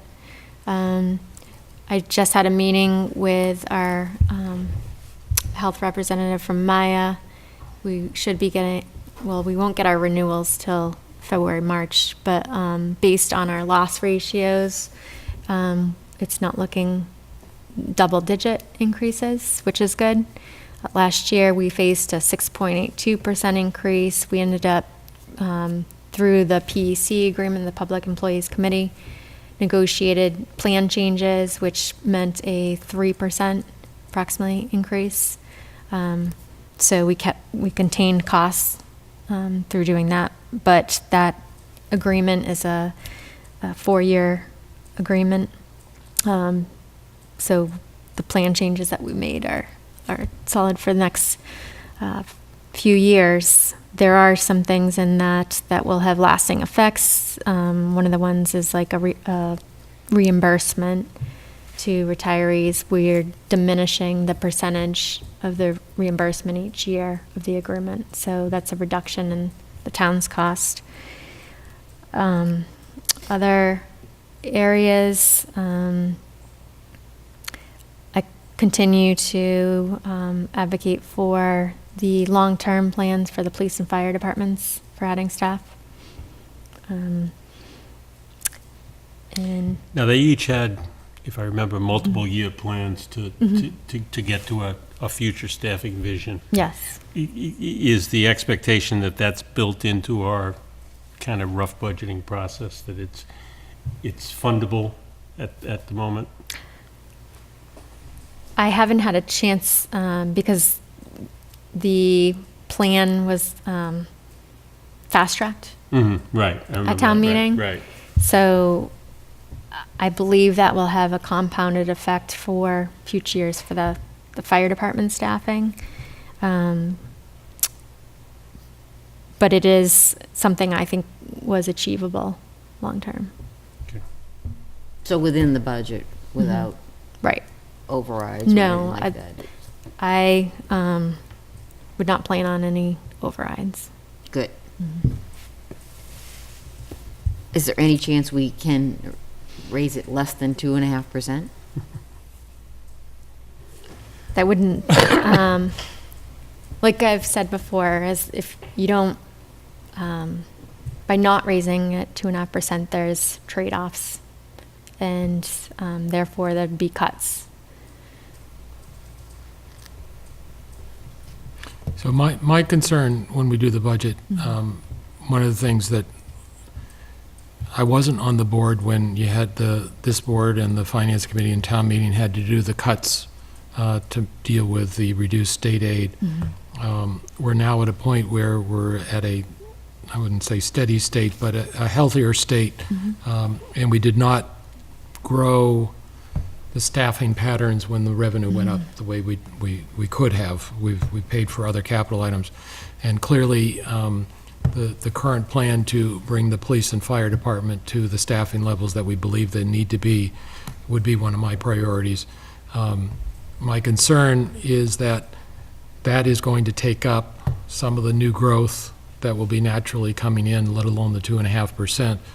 And that when we look at what we do for the budget, we need to have enough revenue to not fall back. So if inflation's going up at 4% and we're only increases taxes 2.5% plus new growth, if the new growth is now being taken to do the new positions, we're going to naturally have to fall back. And so my concern is just by automatically taking the 0.5% out, it's a nice gimmick, but what is the impact? And so what I would ask is during the budget preparation process, to identify where the increases are going in inflation, like in supplies or salaries, negotiated contracts, that you have a little control over in prior years, but you don't have any control over in the current years. And then when you look at the revenue, what is going to be happening? I think we should have a discussion each year about what the tax rate should be, as opposed to have a plan to say we will never do it. Because I hear what you're saying as far as trying to reduce taxes or reduce the increase in taxes, because taxes will always go up. But to do it just blanketly without looking at what's going on, the impact, there may be one year we could do it, and the next year you can't do it because something else is coming up. I wouldn't be supportive of adopting a policy that does it for every year. I would say we need to look at each year's budget and say, what is the impact if we didn't do it? Sort of an exercise of saying if we took half a percent of taxes out, what would be the impact on the operations? Right. Sometimes in your own budgeting, you have to cut back, that's just the way it is, And I think if you every year you just assume we're going to increase taxes 2.5% and we're going to spend it, there's no incentive to look for places that you can cut spending. I think that's part of the exercise of throughout the year of every department is trying to look for efficiencies, whether it be through the healthcare or I'm trying to think of another reason, but like as far as personnel, where we're sharing a resource like we do with the school for IT. That splits the cost of one person in healthcare and all those things, between two budgets. So I think I'm very confident that the department heads that we have, I think they look for efficiencies all the time and trying to save money. And whether it be whether procurement, as far as when they're buying new vehicles or they're looking for the best deal for the town. So I think that's done on a regular basis. As far as addressing the taxes, part of my budget presentation the last couple of years has been looking at the tax rate, the effect of the levy on the tax rate. and maintaining a steady tax rate and not huge increases every year. I think that's trying to address. I don't know, I think 10% every 4 years is huge. But that includes the new school. No, it doesn't. It does on my taxes. That part of the increase was the new schools that we voted to increase. Yeah, but that's in addition to the 2.5. Yeah. That's a debt exclusion. And so when we start looking at inflation has been more than 10% over those 4 years. So we can't slide back. No, and I think a it's a town. good exercise to not automatically plug it in there, Yeah. and I agree with both of the selectmen that spoke to talk about doing it on a year-by-year basis and not having a kind of a game plan that we can't take a look at each year. One of my concerns is we've had a pretty heavy, since I've been involved, we've had a pretty heavy lid on growth in terms of manpower, particularly in the areas of first responders and public safety. And, that hasn't, in my opinion, reflected the level of service required in a growing town. So one of the things about that is that personnel costs, people costs, are not sensitive to 2.5. They're going to be sensitive to the marketplace. And the OPEB that's required for that and the benefits that come around that are fixed into your budget for years to come, and actually have a multiplier effect when you talk about public safety people, because their work span is a little shorter. So, when we look at where we cut last time around, and as we grow back into the services we need to provide to stay even, I'm not so sure that we have opportunities to save, but we have opportunities to be very cautious as we grow. And I think we have done that as a town. And my concern is, in addition to, putting that cap on new hiring for the first responders, I think one of the other things that's often the first to get hit is deferred maintenance of our facilities. Absolutely. And the first things that's going to get hit when you try to reduce the budget is the capital budget, which we finally seem to be getting a toehold into addressing some of the things we've deferred for so long. So I don't think right now is the best time to try to cut back on that when we're trying to expand service and try to catch up on things we've left behind. Totally agree with that. But we have gotten more money from the state, and we've just sort of folded that in so that when that dries up. Well, we've applied a lot of that to contingency funds and OPEB future obligations and some other things. And we've built a pavement management plan that will become self-sufficient through operating over time. I think that was an accomplishment that we can hopefully say that our roads are not going to fall into disrepair, and it's going to be handled through our operating budget as opposed to a future big tax hit. And I'd like to see us to get to that position on all of our capital assets at some point. And some of the state funding has been directed towards the schools in order to meet the funding levels that the schools need to be at statewide. And I think there's still work for the state to continue to support the schools so the locals don't have to have all that support to do the programs that are needed. But I think that last year's school budget detail was presented to the Finance Committee. I think it's incumbent upon us to actually have several of us were there, but make sure we're there at the public hearings to listen to the school budget, look at it. There used to be, the school budget used to do a presentation at town meeting, more detailed than the major lines. I think there's a value on that for an educational level for the townspeople, although a lot of people that are there will already have heard it because the Finance Committee in the next public hearing, the school hearing, I think there's a value to having that information out at the public, in the public at the town meeting as well when people vote. I agree.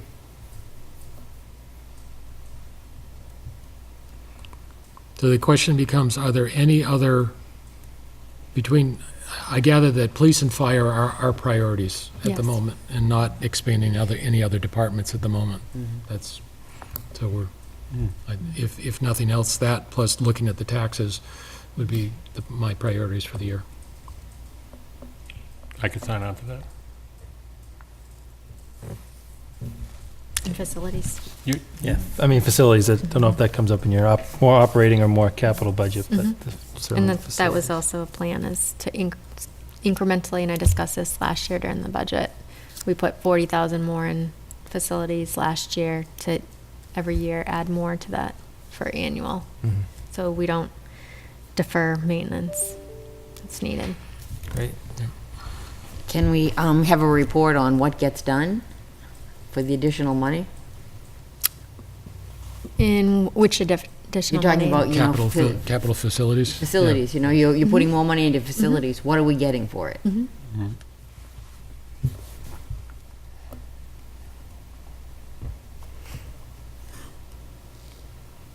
I think we have some catch-up to do without doubt, but I certainly would hope that we maintain our new facilities, like the middle high school, to a point where they don't ever deteriorate.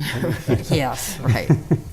Well, what I would ask, well, on the capital plan, I haven't looked at it recently. Does it have roof repair on buildings? Yes. So is the Right middle, now, just Turkey. is the Hill. middle high school on that plan yet? Yes. It's already on there? Good.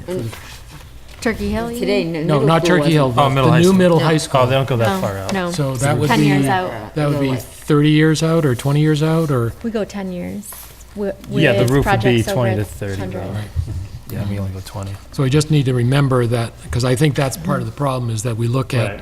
we've got a, let's see, 1968, a 50-year-old Turkey Hill school, and we're thinking about the roof, which has been replaced several times, and so it's not leaking, which is really good, but we need to think about that at the time we build a new building. What do we need to do, even though it's 30 years out, 20 years out?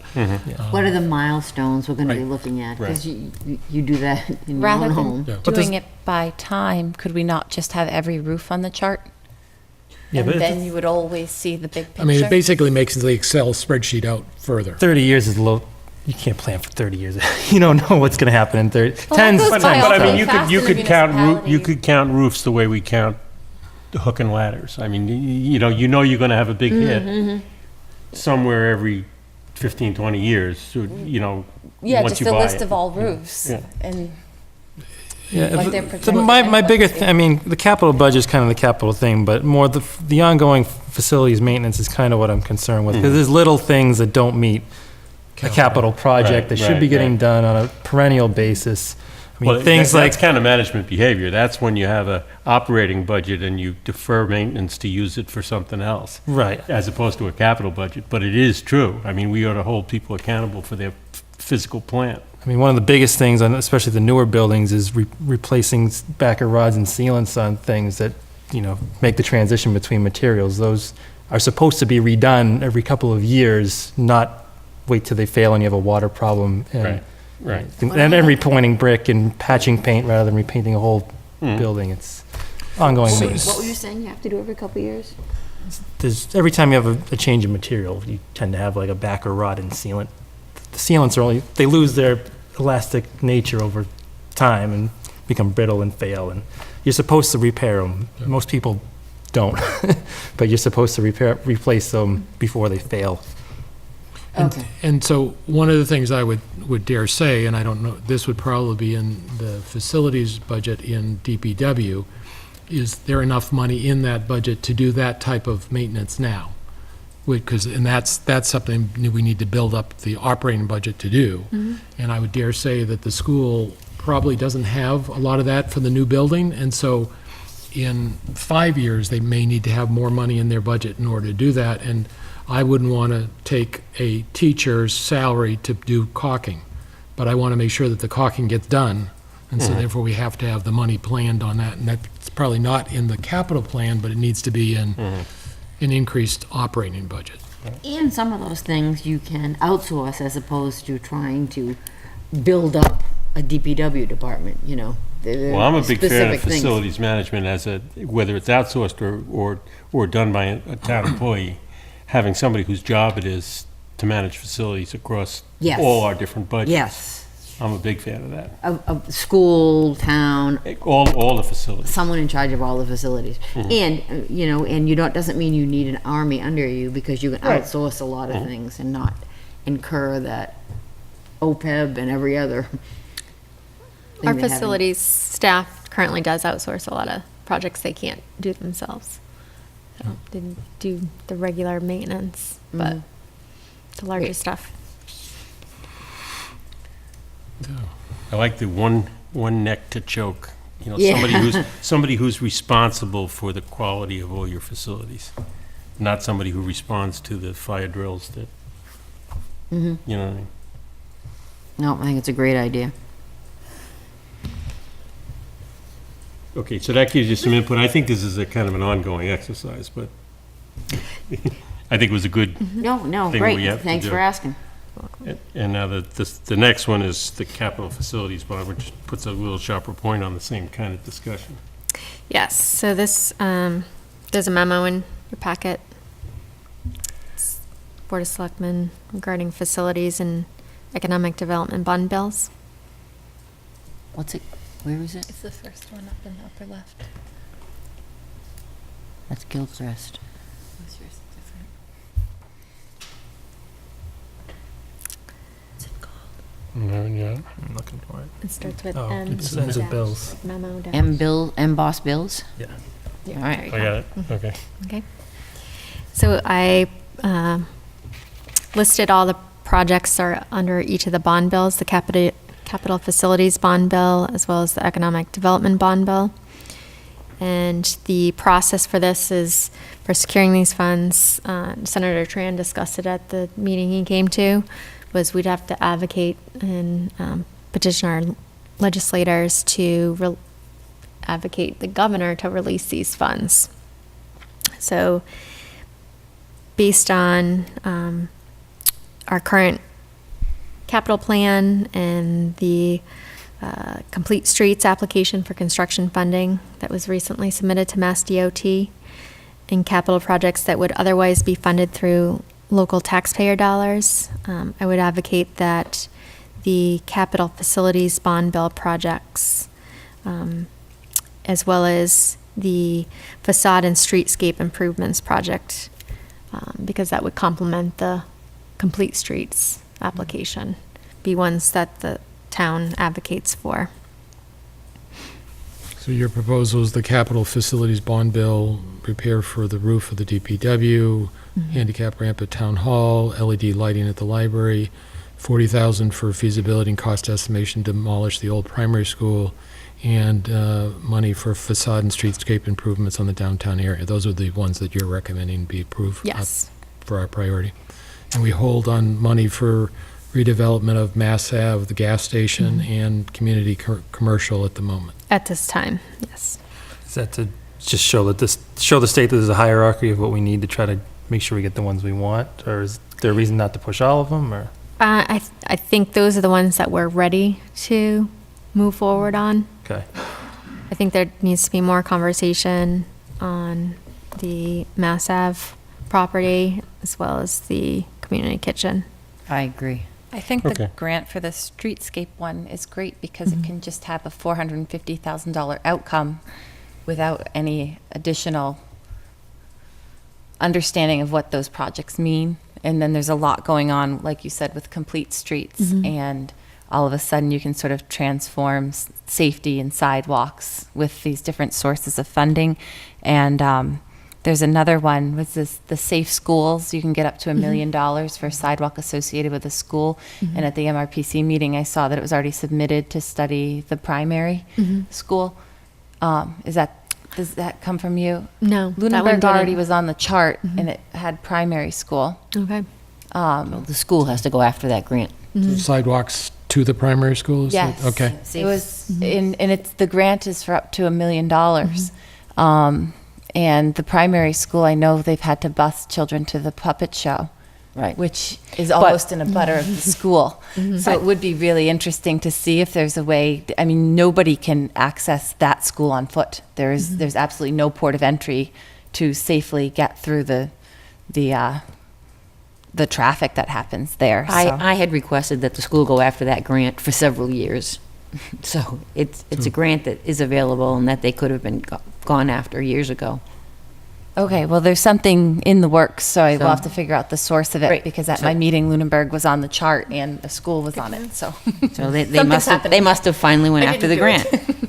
So I would make a motion that we adopt the proposed priorities. I'd second that for discussion. I have a question. Well, we're going to discussion that motion. Is that where you are? So Yeah, so he Yeah, made the, so go yeah, ahead. so we're now in Yeah, discussion, yeah. yeah. On the feasibility and cost estimate to demolish the old primary school building, if we don't know what we're going to do with that space, I think it's premature to demolish it. Well, this It's is just- just the feasibility and cost estimation, including the figuring out the asbestos, which we're going to need to do whether we demolish or renovate or whatever we need to do. We need to know what it's going to cost. So, but if we decide we're not going to, in a couple of years, do we have to do the same thing over again? No, because if they identify where the hazardous materials and what it is, you may have to update the cost, but you won't have to do an assessment because it's going to be there. They'll determine that. I agree. And if we didn't get this grant and we wanted to study it, then we have to pay for it with town money. So I think it's an excellent opportunity to collect data with outside funding. Yeah, I just don't want to demolish it until we know what Well, we're it's going to do not, with it it. has no association with whether or not it's demolished. It just helps understand what that option looks like. No, I think You'd it's actually- important I'm just saying- information, and it's being funded from an outside source. The you- town needs information about that building and property, or it's there for an eternity. And if we were to use it in a different way, you'd still need to know where the hazardous materials and cost of abatement to do Right. that. You'd want that. Whether we demolish it or not is a separate discussion from Yep. this item. Right. My question was just the 450 for facade and streetscapes improvements. Does that start a fund for private owners to apply to, or who's that? Is that for the town buildings? Okay. Is it- Can we consider closing off, is it Leominster Road, and expanding the common as part of that effort? I don't see why that couldn't Yeah. be part of the complete Okay. streets discussion. I'm not entirely supportive of that, but Well, it doesn't, I just think it calls for more discussion. Didn't that one get dropped from the complete streets? I think so, and there was a Recommendation. reason to it, and I don't know if it's something the chief, somebody spoke to it that. wasn't as They just said it as wasn't exciting as It the wasn't other- as popular, yeah. but, when we had the charrettes, there was the same people going after saying the same things, and voice just wasn't given to ideas that weren't theirs. So the other question on sorry. the facade and streetscape, you said it couldn't be property, private property. There are some streetscape programs that the property owners grant an easement to the town for fixing up the front of the private building. And so I don't know if that could be part of the program. Basically, what I'm saying is that we ought to go for this, but I think there needs to be more work to really design the full program. Yeah, If- that's a different grant program I think you're talking about. Is that downtown? Downtown revitalization, but I didn't know whether this would allow, because it says facade improvements, And and the only facade improvements that are town-owned would be Town Hall, the Ritter. I have a question, Heather, on the facade. Does that, sometimes you go through a center of town and they have nicer street Wayfaring. lights, like maybe the black and then you think like how dark it is on like the lower common, so street lamps. Is that what it's sort of looking for? Right. Yep. It'd be sidewalk improvements. It's these small things, lighting, but you see nicer dress it street up. lighting, and Yeah. it really changes the quaint feeling. Right. So is that the type of things Yes. that can be put into that? Okay. Yeah, I asked the question because in my previous experience, I worked on writing guidelines for a town to, I guess it was a kind of it's almost a loan program from a bank. I don't know if it was town-oriented or not, but Community Development Block Grant. yeah, kind of. But it was money for private owners to redo their Yep. facades through a low-interest loan program. Yep. So I guess I Certainly worth something we can ask if it can be, include private Or maybe it's just a Well. separate thing entirely Mhm. to potentially chase if there's a program like that that could help businesses or people around town to fix up their properties at a lower rate to Mhm. improve the center. $450,000 is going to go pretty fast. Yeah, That's, I was just gonna say, it sounds like a lot of money. Yeah, I'm not trying to but spread No, that. yeah, kind no, of, but you're right. It's not. Yeah, and I guess I would like to know what the plan is. How do we decide what the facade and streetscape improvements are? Who decides that, and where's the plan? I guess once we get the money. I think that would all have to be engineer, we'd work with an engineer on design, and it would, I look at it as a complement to the complete streets. Yep. So, Somebody to needs tie to do into an that. assessment and identify which things could be improved. And there are experts out there that you can hire for short money to do a plan that you can then do a charrette and saying, all right, what do we think about the things? Do we need streetlights? Do we need curbing? Do we need sidewalks? Do we need crosswalks? It won't be hard to spend $450,000. That'll go fast, yeah. And so, to get the money, you don't need a plan. Well, I think when you say you're going to advocate for it, I think you'd have to have a little bit more than just what we have now. Right, but- right, right. but I was- I don't I know sort how of wonder what detailed the the next plan has step- to be, you know? You got to advocate by showing some pictures and having a vision, Yeah, right. you know? Well, the other thing that's going to happen is that when when Heather talks with our representatives, they're going to then talk to the governor's office, and there's Right. every city in town that got an allocation like this that can't be spent in the first year is going to be told no, unless you've got more things there. Like, that's Right. why the ones in the capital facilities are going to be easier to do, Right. because Right. those they're are ready to go. Right. This one, you may be able to get it, maybe it's not going to be this year, maybe it's ask and we're going to do work over the next year, that type Right. of thing, but we need to start the ask, as opposed to the other items, B and C. The gas station, we're probably going to want to do that once we have a little more work with actually dealing with the environmental issue and stuff. But at least if we start the process of asking, they're going to give us advice of what do you need to do to get it through. Right. So we have a motion and a second. All those in favor? Aye. Any opposed? Okay. Great. All righty. Number 3, review the charge for the Economic Development Committee.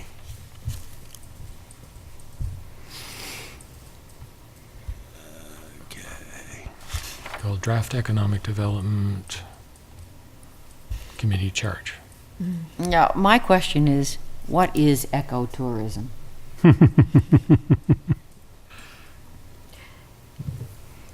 promoting our recreational open space, trail networks, and our lakes, all our natural resources.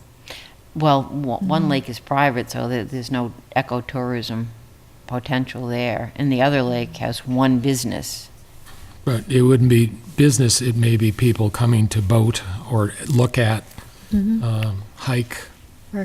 And you Walk down. hope, Then and you you hope eat that at a they spend the money restaurant. somewhere else, yeah. Could be town-owned property, the Lane property was the other ecotourism type thing that you'd have there. I have one just general comment when the formation of the committee. One of them is the Open Space Committee, and they talked about becoming a long-term committee, right? But right now they're ad hoc and they have sort of an expiration. So just sort of, if they didn't continue to understand the appointment from that group, what would happen to it or what would replace it? Okay. I don't know. It's just a thought. more So than- that can be, the board can, make And I them a think they permanent want to committee. become, I think they I plan. thought they were a to- permanent committee. Right Then now, it- it's an ad hoc. Their title Like- includes ad hoc, yeah. But I they've mean- always But been around as far as I know. They so reform every time. And unless they become plan. a long-term committee, then they can't really have the responsibility of, that's being charged to them here.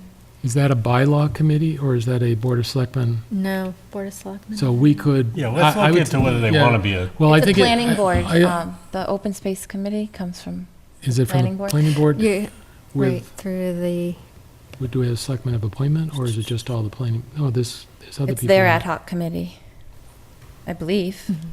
You got a little, sure, Dave, you have some information?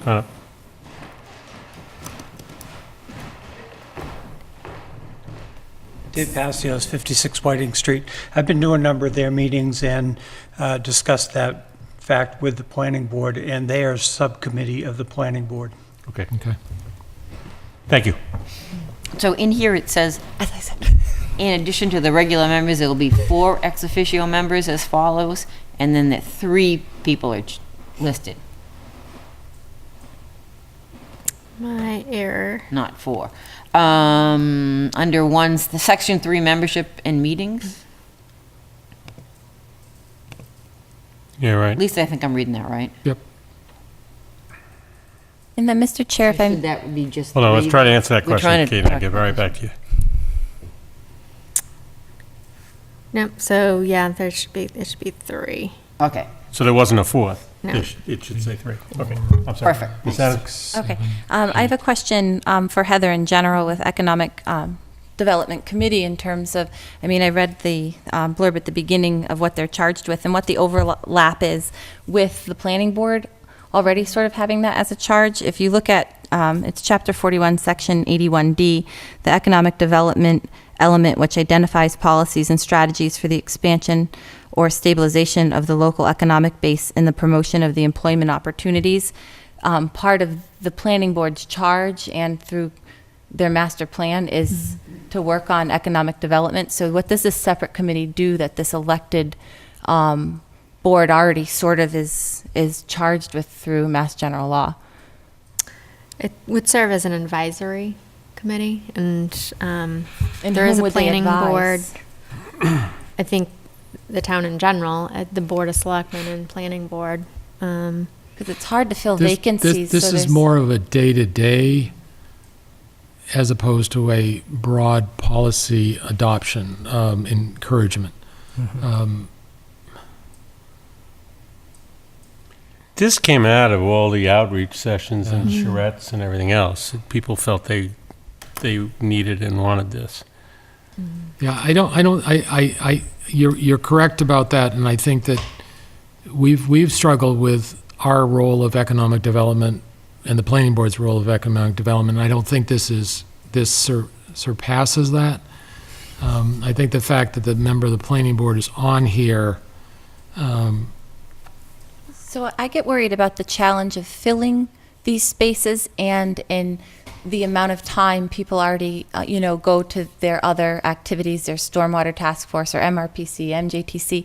And if, I think I've said this before, but if we take economic development all into our own space that already exists, like to have a member of AgCom now have another meeting and another night where the AgCom can work on the promotion of agricultural development as a form of the economy. It sort of already exists in all these spaces, and that we could work as a team to promote how all these organizations that already exist can come together in economic development rather than form another group with sort of a unknown charge where it's just more vacancies, and I feel like it's a bit gray to have a group working on things that are already charged to other groups. Well, I think I've always had a problem with the planning board being in charge of economic development for the reason being they're the regulatory committee. They're kind of supposed to be the heavy in this situation, whereas the economic development committee is kind of supposed to be the welcoming, let me help you type of role, which is tough for one body to do both of those things. So I think it's 2 separate roles. This is supposed to be more of an outreach, good place to start, get you informed about the town, how can we help you, and then you go get your approval from the planning board. I don't think it's a role that they can realistically fill on their own, just because of their regulatory nature. and I think this is the team, because we can't get all the committees together as a committee team. That's part of the issue with all the multiple committees that any town has.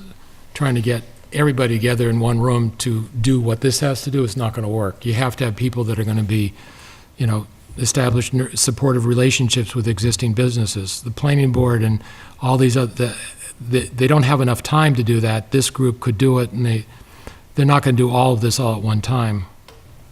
I see this as the team that would take from all the different sources and put it here, and then they may then come back and say to the planning board, you need to change your zoning based on what we've heard from people. That's not necessarily a charge, but they may hear it, and then they can communicate it back. One thing I like is that the mission statement is to promote business development, to help people that are already here, and as opposed to, I think, at least that's the way I'm reading it, trying to build economic development and change the nature of the town. I feel like many people, including myself, moved here because of the rural feel, yet with Fitchburg and Leominster close by, a couple of miles away, you can get all the goods and services you need. I mean, I lived for 12 years in the town of Danvers, and it was economically booming, but the traffic was horrendous, and the taxes were high, and we came back to our rural roots to get lower taxes and not so much traffic. I think my feeling is that many people who live in Lunenburg don't want it to turn into Leominster or Fitchburg, and that they don't want to try to bring a lot of economic development, because the amount of economic development you'd need to have any impact on the residential tax rate is way more than is feasible or would ever happen. But So I kind of like, the slant that I'm reading is to help the businesses that are here. I like that idea. still, yes, we're a rural town. Many people like that. When we do the polls, a lot of people say that's why they're here. But at the same vein, we had a more vibrant town center in 1930 than we do now. So there is some degree of Work to be enhancing and making the community better, work to be done that I think we need. But I think it's a valid point to say the purpose of that is to provide existing businesses with the assistance they need and existing town people with the services they need, not necessarily to change our tax base or change the business model of the town or anything like that. And then a group like this can focus on that as an objective, as opposed to setting the expectation that economic development is about lowering the taxes or something else. Well, and that's why the mission starts out with, it's Exactly. committed to promote ecotourism and agricultural business development within Lunenburg. Right. To work with current businesses and prospective businesses, but we're Right. not saying we're going to be doing industrial parks, which is what Exactly. the old economic development committees used to do. Exactly. I think this also continues along the track that we've been following the last, over a year, about how we're trying to partner with the business community, promote our local businesses. This is continuing that tradition and putting something in place that, continues to foster those relationships. So the only thing I'll point out is that now that you have 5 regular members and 3 ex officio, ex officio don't vote. Right. Okay, so you have a member. Right. I pull thought that back. that as well. Yep. There's a provision in that you can't have an even member, multi-member body, but since they're ex officio, it's okay. Right. Is there any reason that those other members wouldn't participate and vote? Just because they're ex officio. Because, like when we're on the Charter Review Committee, we're certainly there participating and being able to vote. I think it's hard to ask people to be a participating member that can't participate. I would think that if we send somebody from here, I would like them to be able to vote and participate as an actual member of the committee. I don't know, Adam Burney is an ex officio member of the Stormwater Task Force, and it works out great. He gives us advice, he brings things back to the DPW director, he contributes to our meetings. Basically a liaison. No, it's a no, he's not a participant. liaison. This one is similar to alternate members on the Ag Committee, that they can actually participate, they just can't vote. Is there a reason to not let planning or BOS member? It's the same reason that I said earlier. I think it's a conflict for the planning board member to be regulating on one hand and trying to enhance on the other. So I think the separation's there for a reason. And I question whether a selectman should even be on the board. I think I'd Yeah, rather have him right. report to us. But if an ex officio. Correct, if we have this- If an ex officio is helpful for the group, I don't have a problem with it. But I wouldn't want him to be a voting member. Right. We can try it and see how it works. As it says, charge can be amended at any time. I would make a motion, we adopt this charge. Second. Any further discussion? All those in favor? Aye. Any opposed? Thank you. All righty. Thank you. Is number 4 going to happen? Mine says tentative, but I have an old one. Nope, that is. It is. Here. Okay, so our next item is a vote to return license number 04341-RS-0636 to Sean Flan, Inc., doing business as Sean Patrick's, due to no action by Golden Pyramid, Inc., DBA Sean Patrick's. And is there anybody here from that establishment? Okay. I believe this was a deal that was brought before us and it didn't go through. Correct. The sale So- didn't go through. So it's going back to Sean Patrick. I would make a motion that we return the license as read by the chairman. Second. Any discussion? All those in favor? Aye. Aye. Any opposed? Thank you. We have minutes for September 18th. Was there any changes or objections to the minutes? Okay. Warrants. Accounts payable warrant, in the amount of $473,213.31.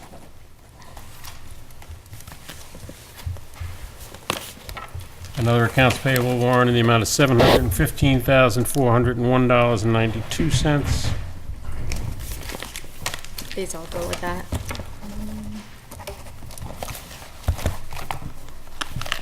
A Lunenburg Water Commission warrant in the amount of $7,631.38. This goes with that as well. It's the same one. This is the same one? Signed too.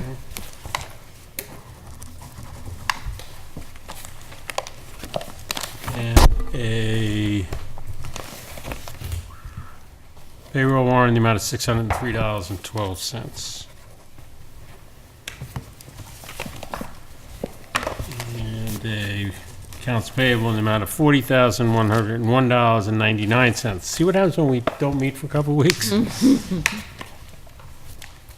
That's how you save the budget money, Phil. We don't have any meetings.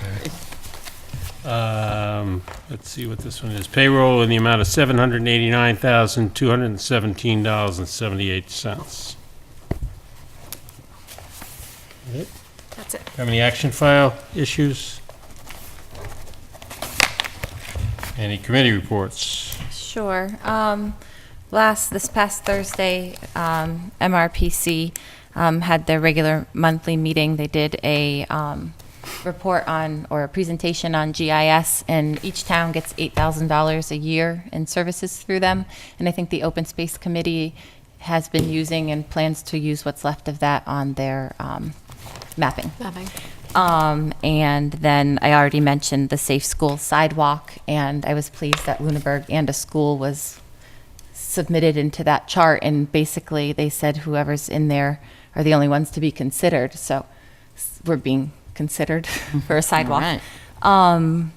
And then last night I went to the planning board meeting. It was just the stormwater permit for Settler Solar was approved, and they continued to have public hearings for their marijuana bylaws. It was production facilities and testing facilities, and it wasn't very well attended. But that's I think a more, they broke them into 6 separate hearings, and so that one didn't bring out a big crowd. I think that's all. Okay, the Stormwater Task Force met October 25th. We reviewed the municipal separate storm sewer system permit, the MS4, the minimum control measure 3, illicit discharge detection and elimination. The consultant at the meeting informed us that DPW Director Rodquins has asked them for a quote to complete all the tasks required under this minimum control measure. Minimum control measure 4, construction site stormwater runoff control. The ordinances and procedures have already been incorporated. However, there still may be a need for written procedures for site plan approval. The Stormwater Task Force voted to support town meeting warrant Article 17, which asked the town to create a bylaw for the reduction of plastic bags. There was a discussion on the issues caused by careless tossing of these bags, which I pick up regularly on my street, and they often clog storm drains and make their way into rivers, lakes, streams, and the oceans. So we support this town meeting warrant. The school committee meeting was held at the middle high school, taped for future broadcast. It's now available on YouTube. School MCAS scores were discussed in great detail. The superintendent did a great job of explaining them all, but the results were mixed. The superintendent pointed out successes as well as areas that need corrective action. I attended the 2018 Mass Selectmen's Association Fall Conference on October 20th at Devon's. There were selectmen from across the state, from the northwestern corner, from the southwestern corner, as far away as Nantucket. Lauren Goldberg of KP Law gave a presentation on the legal and practical considerations and the risks and benefits of social media. Some things that really stuck out to me was that you need to beware of violations of due process as a selectman, that you should not participate in discussions of matters that are or may be pending before the board, because taking a position before a matter is heard can lead to claims of bias and litigation further down the road. And also beware of discrimination with the American with Disabilities Act, because if you fail to provide equal access to government, not all people have internet access, so you have to be really careful that you're providing information in other ways besides just the internet. And I think we've done a good job with that, but they just are telling communities to be careful. Do not debate or discuss matters with members of the public if such matters are or could be pending before the board. That's it. We had our capital planning meeting this afternoon. We met through the month of November, we're meeting with the department heads to talk about their capital requests for this year and the near future. We met with the school and IT departments this week. Again, these numbers will be reviewed and prioritized by the capital planning board committee in December. But right now, the request from the school for FY20 was $162,000 to continue the asbestos abatement in Turkey Hill. That was their one big request this year. Next year, they would be asking for $98,000 to finish up that abatement, and that doesn't, all the asbestos won't be removed at that point, but the vast majority of it will be, especially in the ceilings. So any future work that needs to be done to that building as far as upgrading systems or just to keep it running in general, they're free and clear to work in the ceilings and maintain that building in the future. So that's huge. And then again, there's some funding, $10,000 in FY21 to design and engineer a project proposed for the next year to add AC to the classrooms in the primary building. So that comes with $300,000 worth of requests for FY22 to fulfill that job. So I won't go through the whole 10 years, but that's the highlight for the 3 years on the horizon. The next MPO meeting is scheduled for November 21st. That's the Wednesday before Thanksgiving, and they're trying to move it. They need to have a vote by the end of November, so they're trying to move it to the 28th. They're running a poll to see which day is better. I can make the 21st, the regularly scheduled meeting. I cannot make the 28th, so if they move it, I have to figure out how to engage the alternate to go and make that vote for us. It's somebody from Subregion 3 from another town. Or I could ask you to do it, but in any event, that's all I have to report there. Any department reports? No, Okay. not tonight. Under old business, we did list a Board of Selectmen goal on town assets. I think that was there in case our discussions of budget and capital facilities took us there. It's something we do need to do, is put an action plan together for activities during FY19 for proceeding forward with the TCP building, but I'll suggest we pass over that one tonight. Okay. Next item is 2 policies, Section 306 investment policy. Yes. Where are we on that one? That should be in your packet. Yep. Can't get back to the freezing packet. The Finance Committee discussed that policy at their last meeting. The amendments that you see within the document are ones that they had comments on. And I can go through This them. policy is in force now. This is proposing to make these changes? Yes. Okay.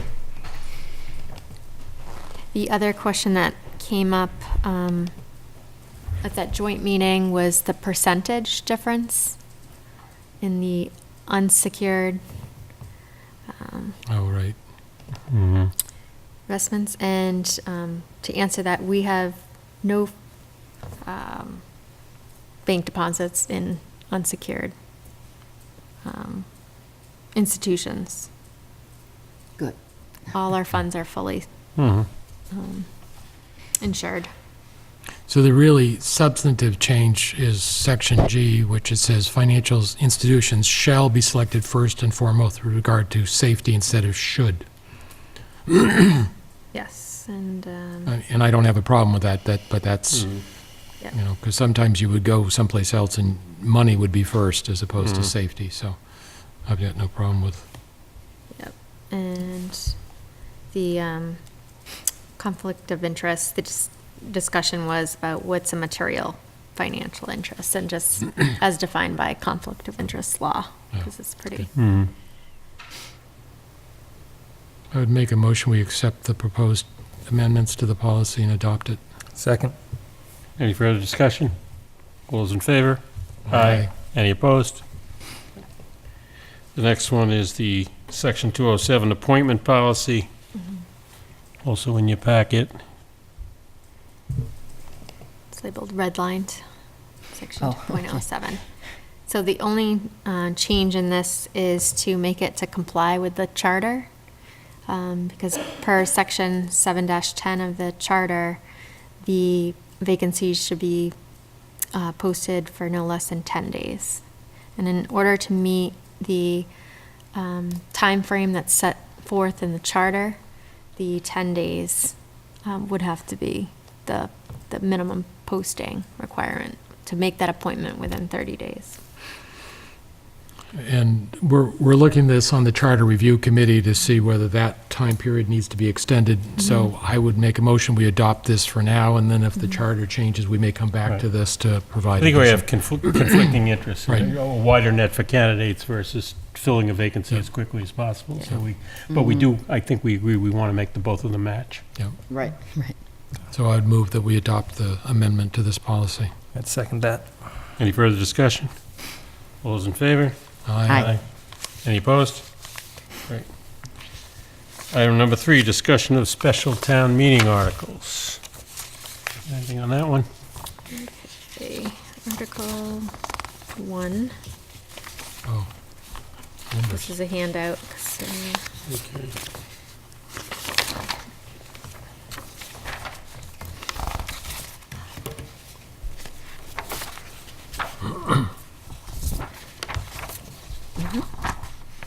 So this is the revenue expenditure budget worksheet that'll be used for town meeting. So it shows that cherry sheet number, the state aid number was higher than we had estimated at town meeting because we went with the governor's proposal at town meeting. Those figures came came in a little higher, about 40,000 higher, as well as the offset charges came in lower. And this also includes our estimated new growth for an additional 37,000 for the personal property new growth. It does not include real estate new growth. We don't have those certified values yet. So the overall total that we have excess capacity to raise is $199,227. And on the first side, the adjustments under Article 1 that are being proposed to be made would be, we need to add an additional $32,800 to the technology director's budget for software maintenance costs. And this is for the this year's for the e-permitting software.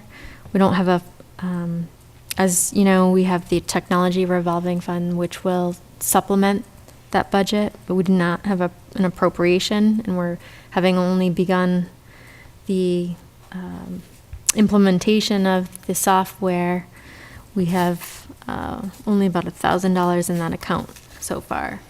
But the plan would be to, at the end of the fiscal year, the finance director can make an adjustment from that line item in the technology fund, revolving fund. So not for that full amount, but it would be for a partial. And the library has requested additional funds for library salaries for a pilot program that has Turkey Hill Elementary students, 5th grade students, going to the library. It's to promote reading and to get kids excited about checking out books, and but it does take additional hours for library staff. And that's for the remainder of this year. So I had a meeting with the library and the superintendent today, and looking at this as, let's see how this works. And I think it's the overall goal. We both have the same goal, is to get kids excited about reading, and the collaboration between the school and the town to work together. I like it. So these are all transfers. There's no raise and appropriation under Article 1. My recommendation will be at the special town meeting is for Article 2, for the special purpose stabilization fund, is to raise and appropriate the $199,227 to the special purpose stabilization fund. And that would be to fund large capital items in upcoming years.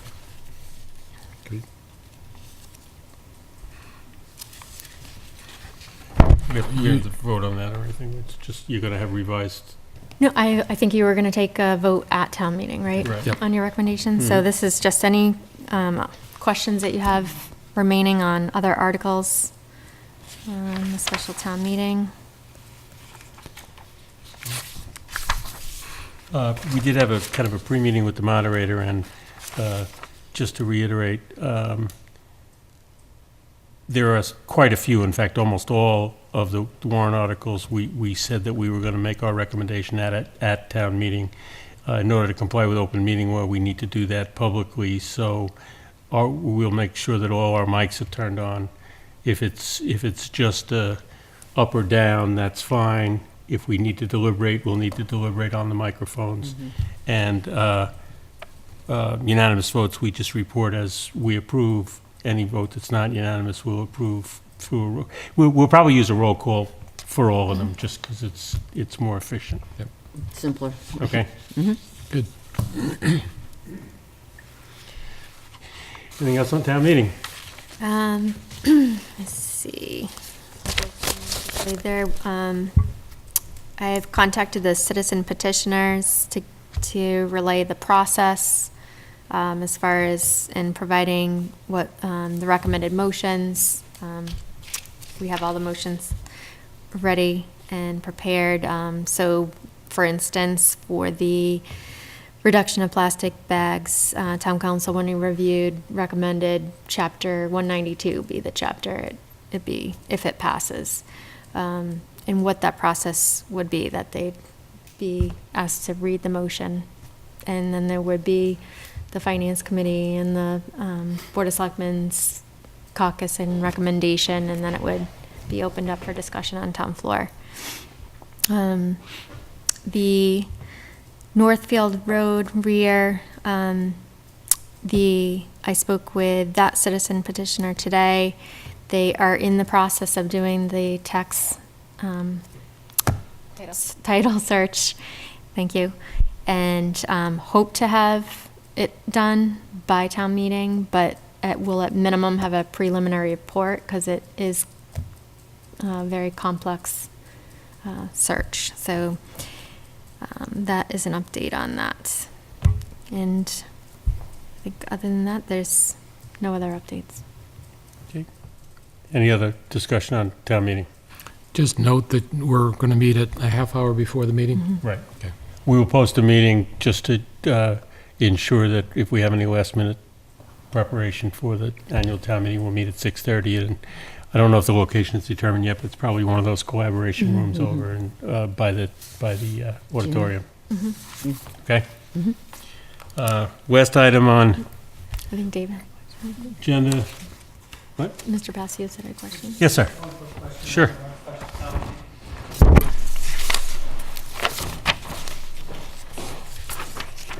Dave Passios, 56 Whiting Street again. I had actually emailed Heather earlier today, and I haven't had a chance to check my email to see if she responded. But the numbers you just went over for Articles 1 and 2, there have been a number of citizens wondering why the numbers weren't published with the articles. And I'm just wondering if that information can be uploaded to the town website so that the citizens can access the information before special town meeting. We can. We normally, those figures are provided at town meeting, for the special town We meeting. had them last year before. No, I don't believe so. That's how Not with I. Maybe at a finance wrote committee up- meeting, but not as part of the Somehow I booklet. had the information because that's how I wrote up my amendments to the articles last year. Yeah, maybe at a finance committee meeting. It wasn't part of the booklet.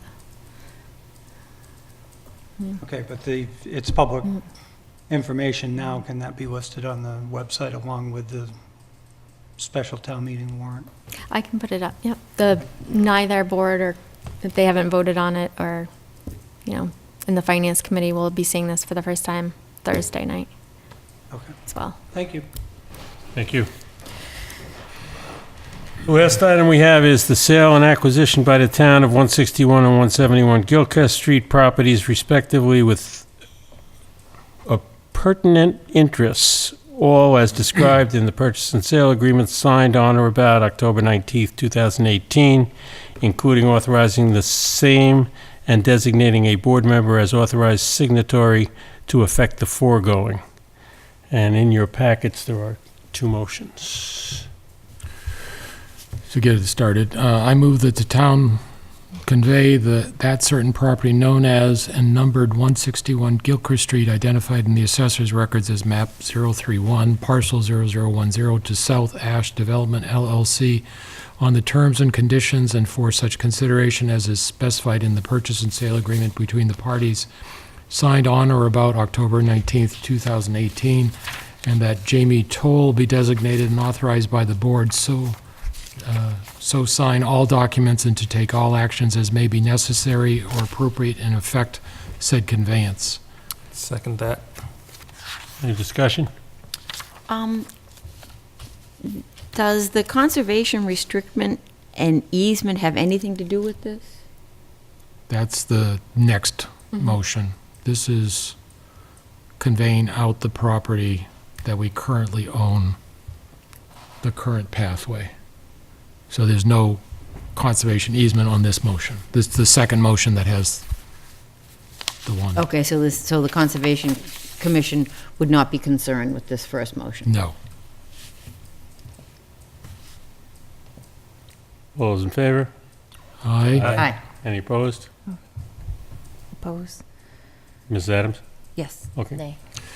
Next motion, I move that the town acquire a portion of that certain property known as and numbered 171 Gilchrist Street, identified in the assessor's map as map 031, parcel 0011, which portion is shown as parcel A, 2.33 acres plus or minus, on a plan of land entitled, excuse me, Plan of Land in Lunenburg, Mass., prepared for Kevin Hill, July 30th, 2018, prepared by Whitman and Bingham Associates LLC, as well as an appurtenant easement for access shown on the plan as the proposed 20-foot wide public access easement, and a conservation restriction applicable to the area of conservation restriction shown on the plan, all from South Ash Development LLC, on the terms and conditions and for such consideration as is specified in the purchase and sale agreement between the parties signed on or about October 19th, 2018, and that Jamie Toll be designated and authorized by the board so sign all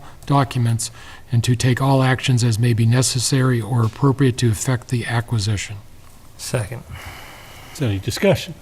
Yes, the conservation restriction and easement documents have not been reviewed by the Conservation Commission.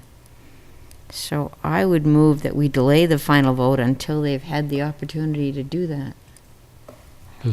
Town council reviewed the easement? He's drafting them. He drafted them, okay. But the Conservation Commission hasn't seen it.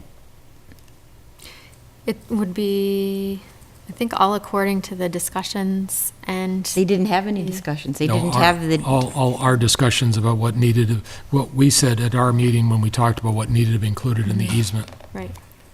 Do you have a copy of the purchase and sales, Heather? Is that loaded in here? The purchase and sales, no, it's not loaded in there, but they were, Just to read the agreement, because they talked about clearing the path and things like that. Where is that documented?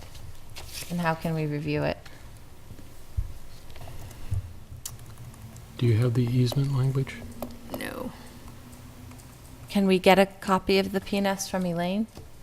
No, I have the pianist, hold on. That would be nice to be loaded in. Those are already executed, the purchase and sales. No, just, Yeah. just. Okay, I to didn't know read if that's what you, I mean, I thought it's we were our doing. conveyance. I'd Yeah. like to read it. but I'm concerned that the Conservation Commission hasn't been able to review the restriction and easement documents. Guess I don't understand why they wouldn't have. If the easement, I mean, we identified the issues that need to be addressed in the easement. Well, like on the homes on Reservoir Road that they built recently, there weren't any demarcation of what was conservation and where they couldn't expand. And so all of the homeowners, of course, expanded their property into the areas where they shouldn't have.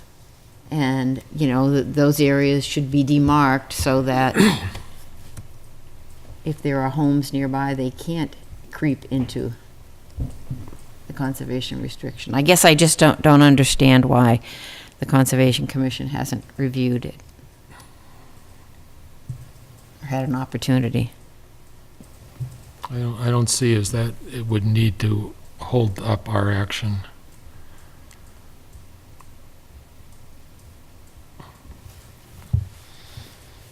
I mean, the Conservation Commission's meeting tomorrow night, so. But I particularly don't want to delay this any longer, to tell you the truth. What we could do is ask Jamie not to execute this until after the Conservation Commission meeting tomorrow night, to make sure that there's no issue, and that if there was an issue, that we would probably call a special meeting to revote this action. That way, they would still have a chance to review it. You wouldn't execute it before they had a chance to We review it. wouldn't it have wasn't to gonna be- review it if Is- if Right, they're if okay with if it. it's consistent with what we Is said. there any reason we can't just execute it together and all sign it? Like, this is an option to pass over the signature. I mean, if some people here have questions or things they want to follow up and think about, I don't know why we wouldn't just all convey the land with our own signature.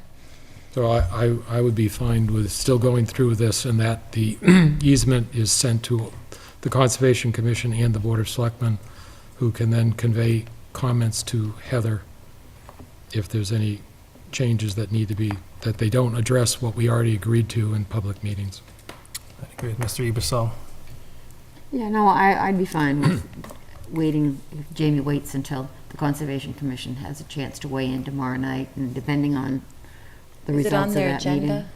It doesn't have to be if it's a matter that they couldn't have expected to be on. They had no reasonable expectation that it would be on the agenda. They can add it. They could post a revised agenda with it.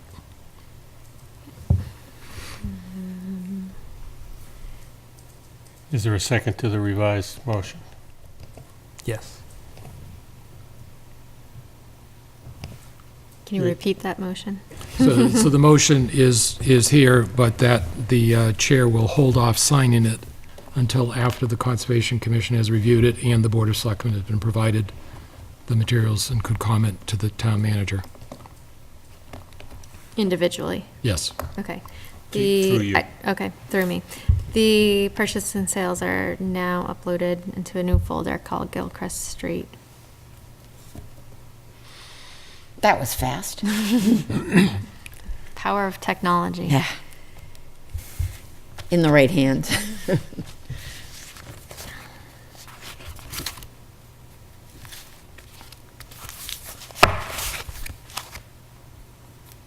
Not in 2018 meetings. Back to the big. Has its own right? folder. On called a, Gilchrist yeah, its own Street. folder as you go down the, yeah.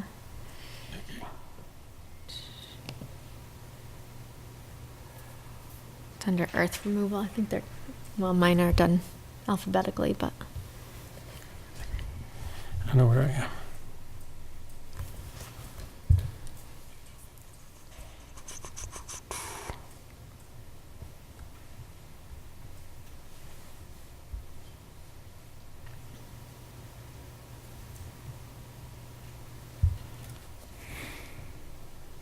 I'm not seeing it.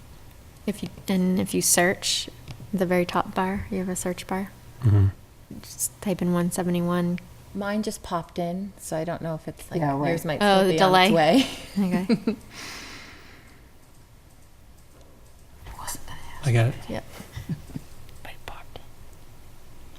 And I didn't, Oop. No, I don't.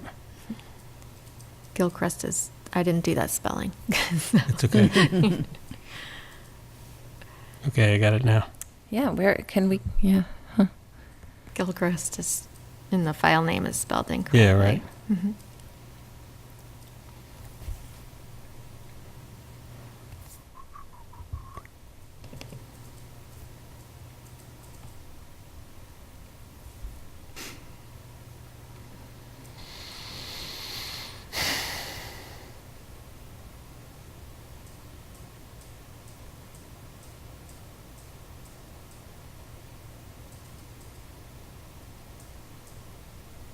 Yeah, I don't see anything about I mean, that wouldn't be in the purchase and sale, I don't think. No, I don't see anything. I don't see a reference to it.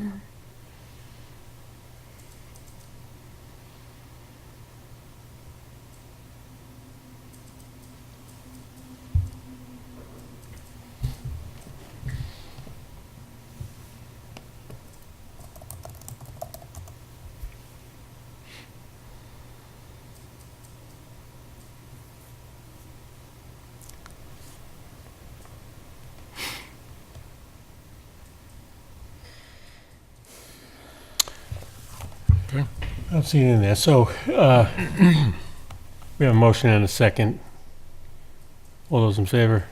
Aye. All right. I'll go with a nay. Opposed? Mrs. Adams? Opposed? Okay. So I'll work with you to make Okay. sure that that gets the reviews and Okay. everybody gets a copy. Fine. All righty. Our upcoming schedule, we have a meeting tomorrow evening, a joint meeting with the school committee here. we have a meeting prior to the special town meeting at 6:30, as we referenced. Special town meeting is on November 13th at 7 PM, and we will meet November 20th. We have no workshop this month because of special town meeting. Is there any public comment from the public? Is there any public comment from the board? Okay, Make a motion, we adjourn? Second. all those in favor? Aye. Good night, everybody. Thank you very much.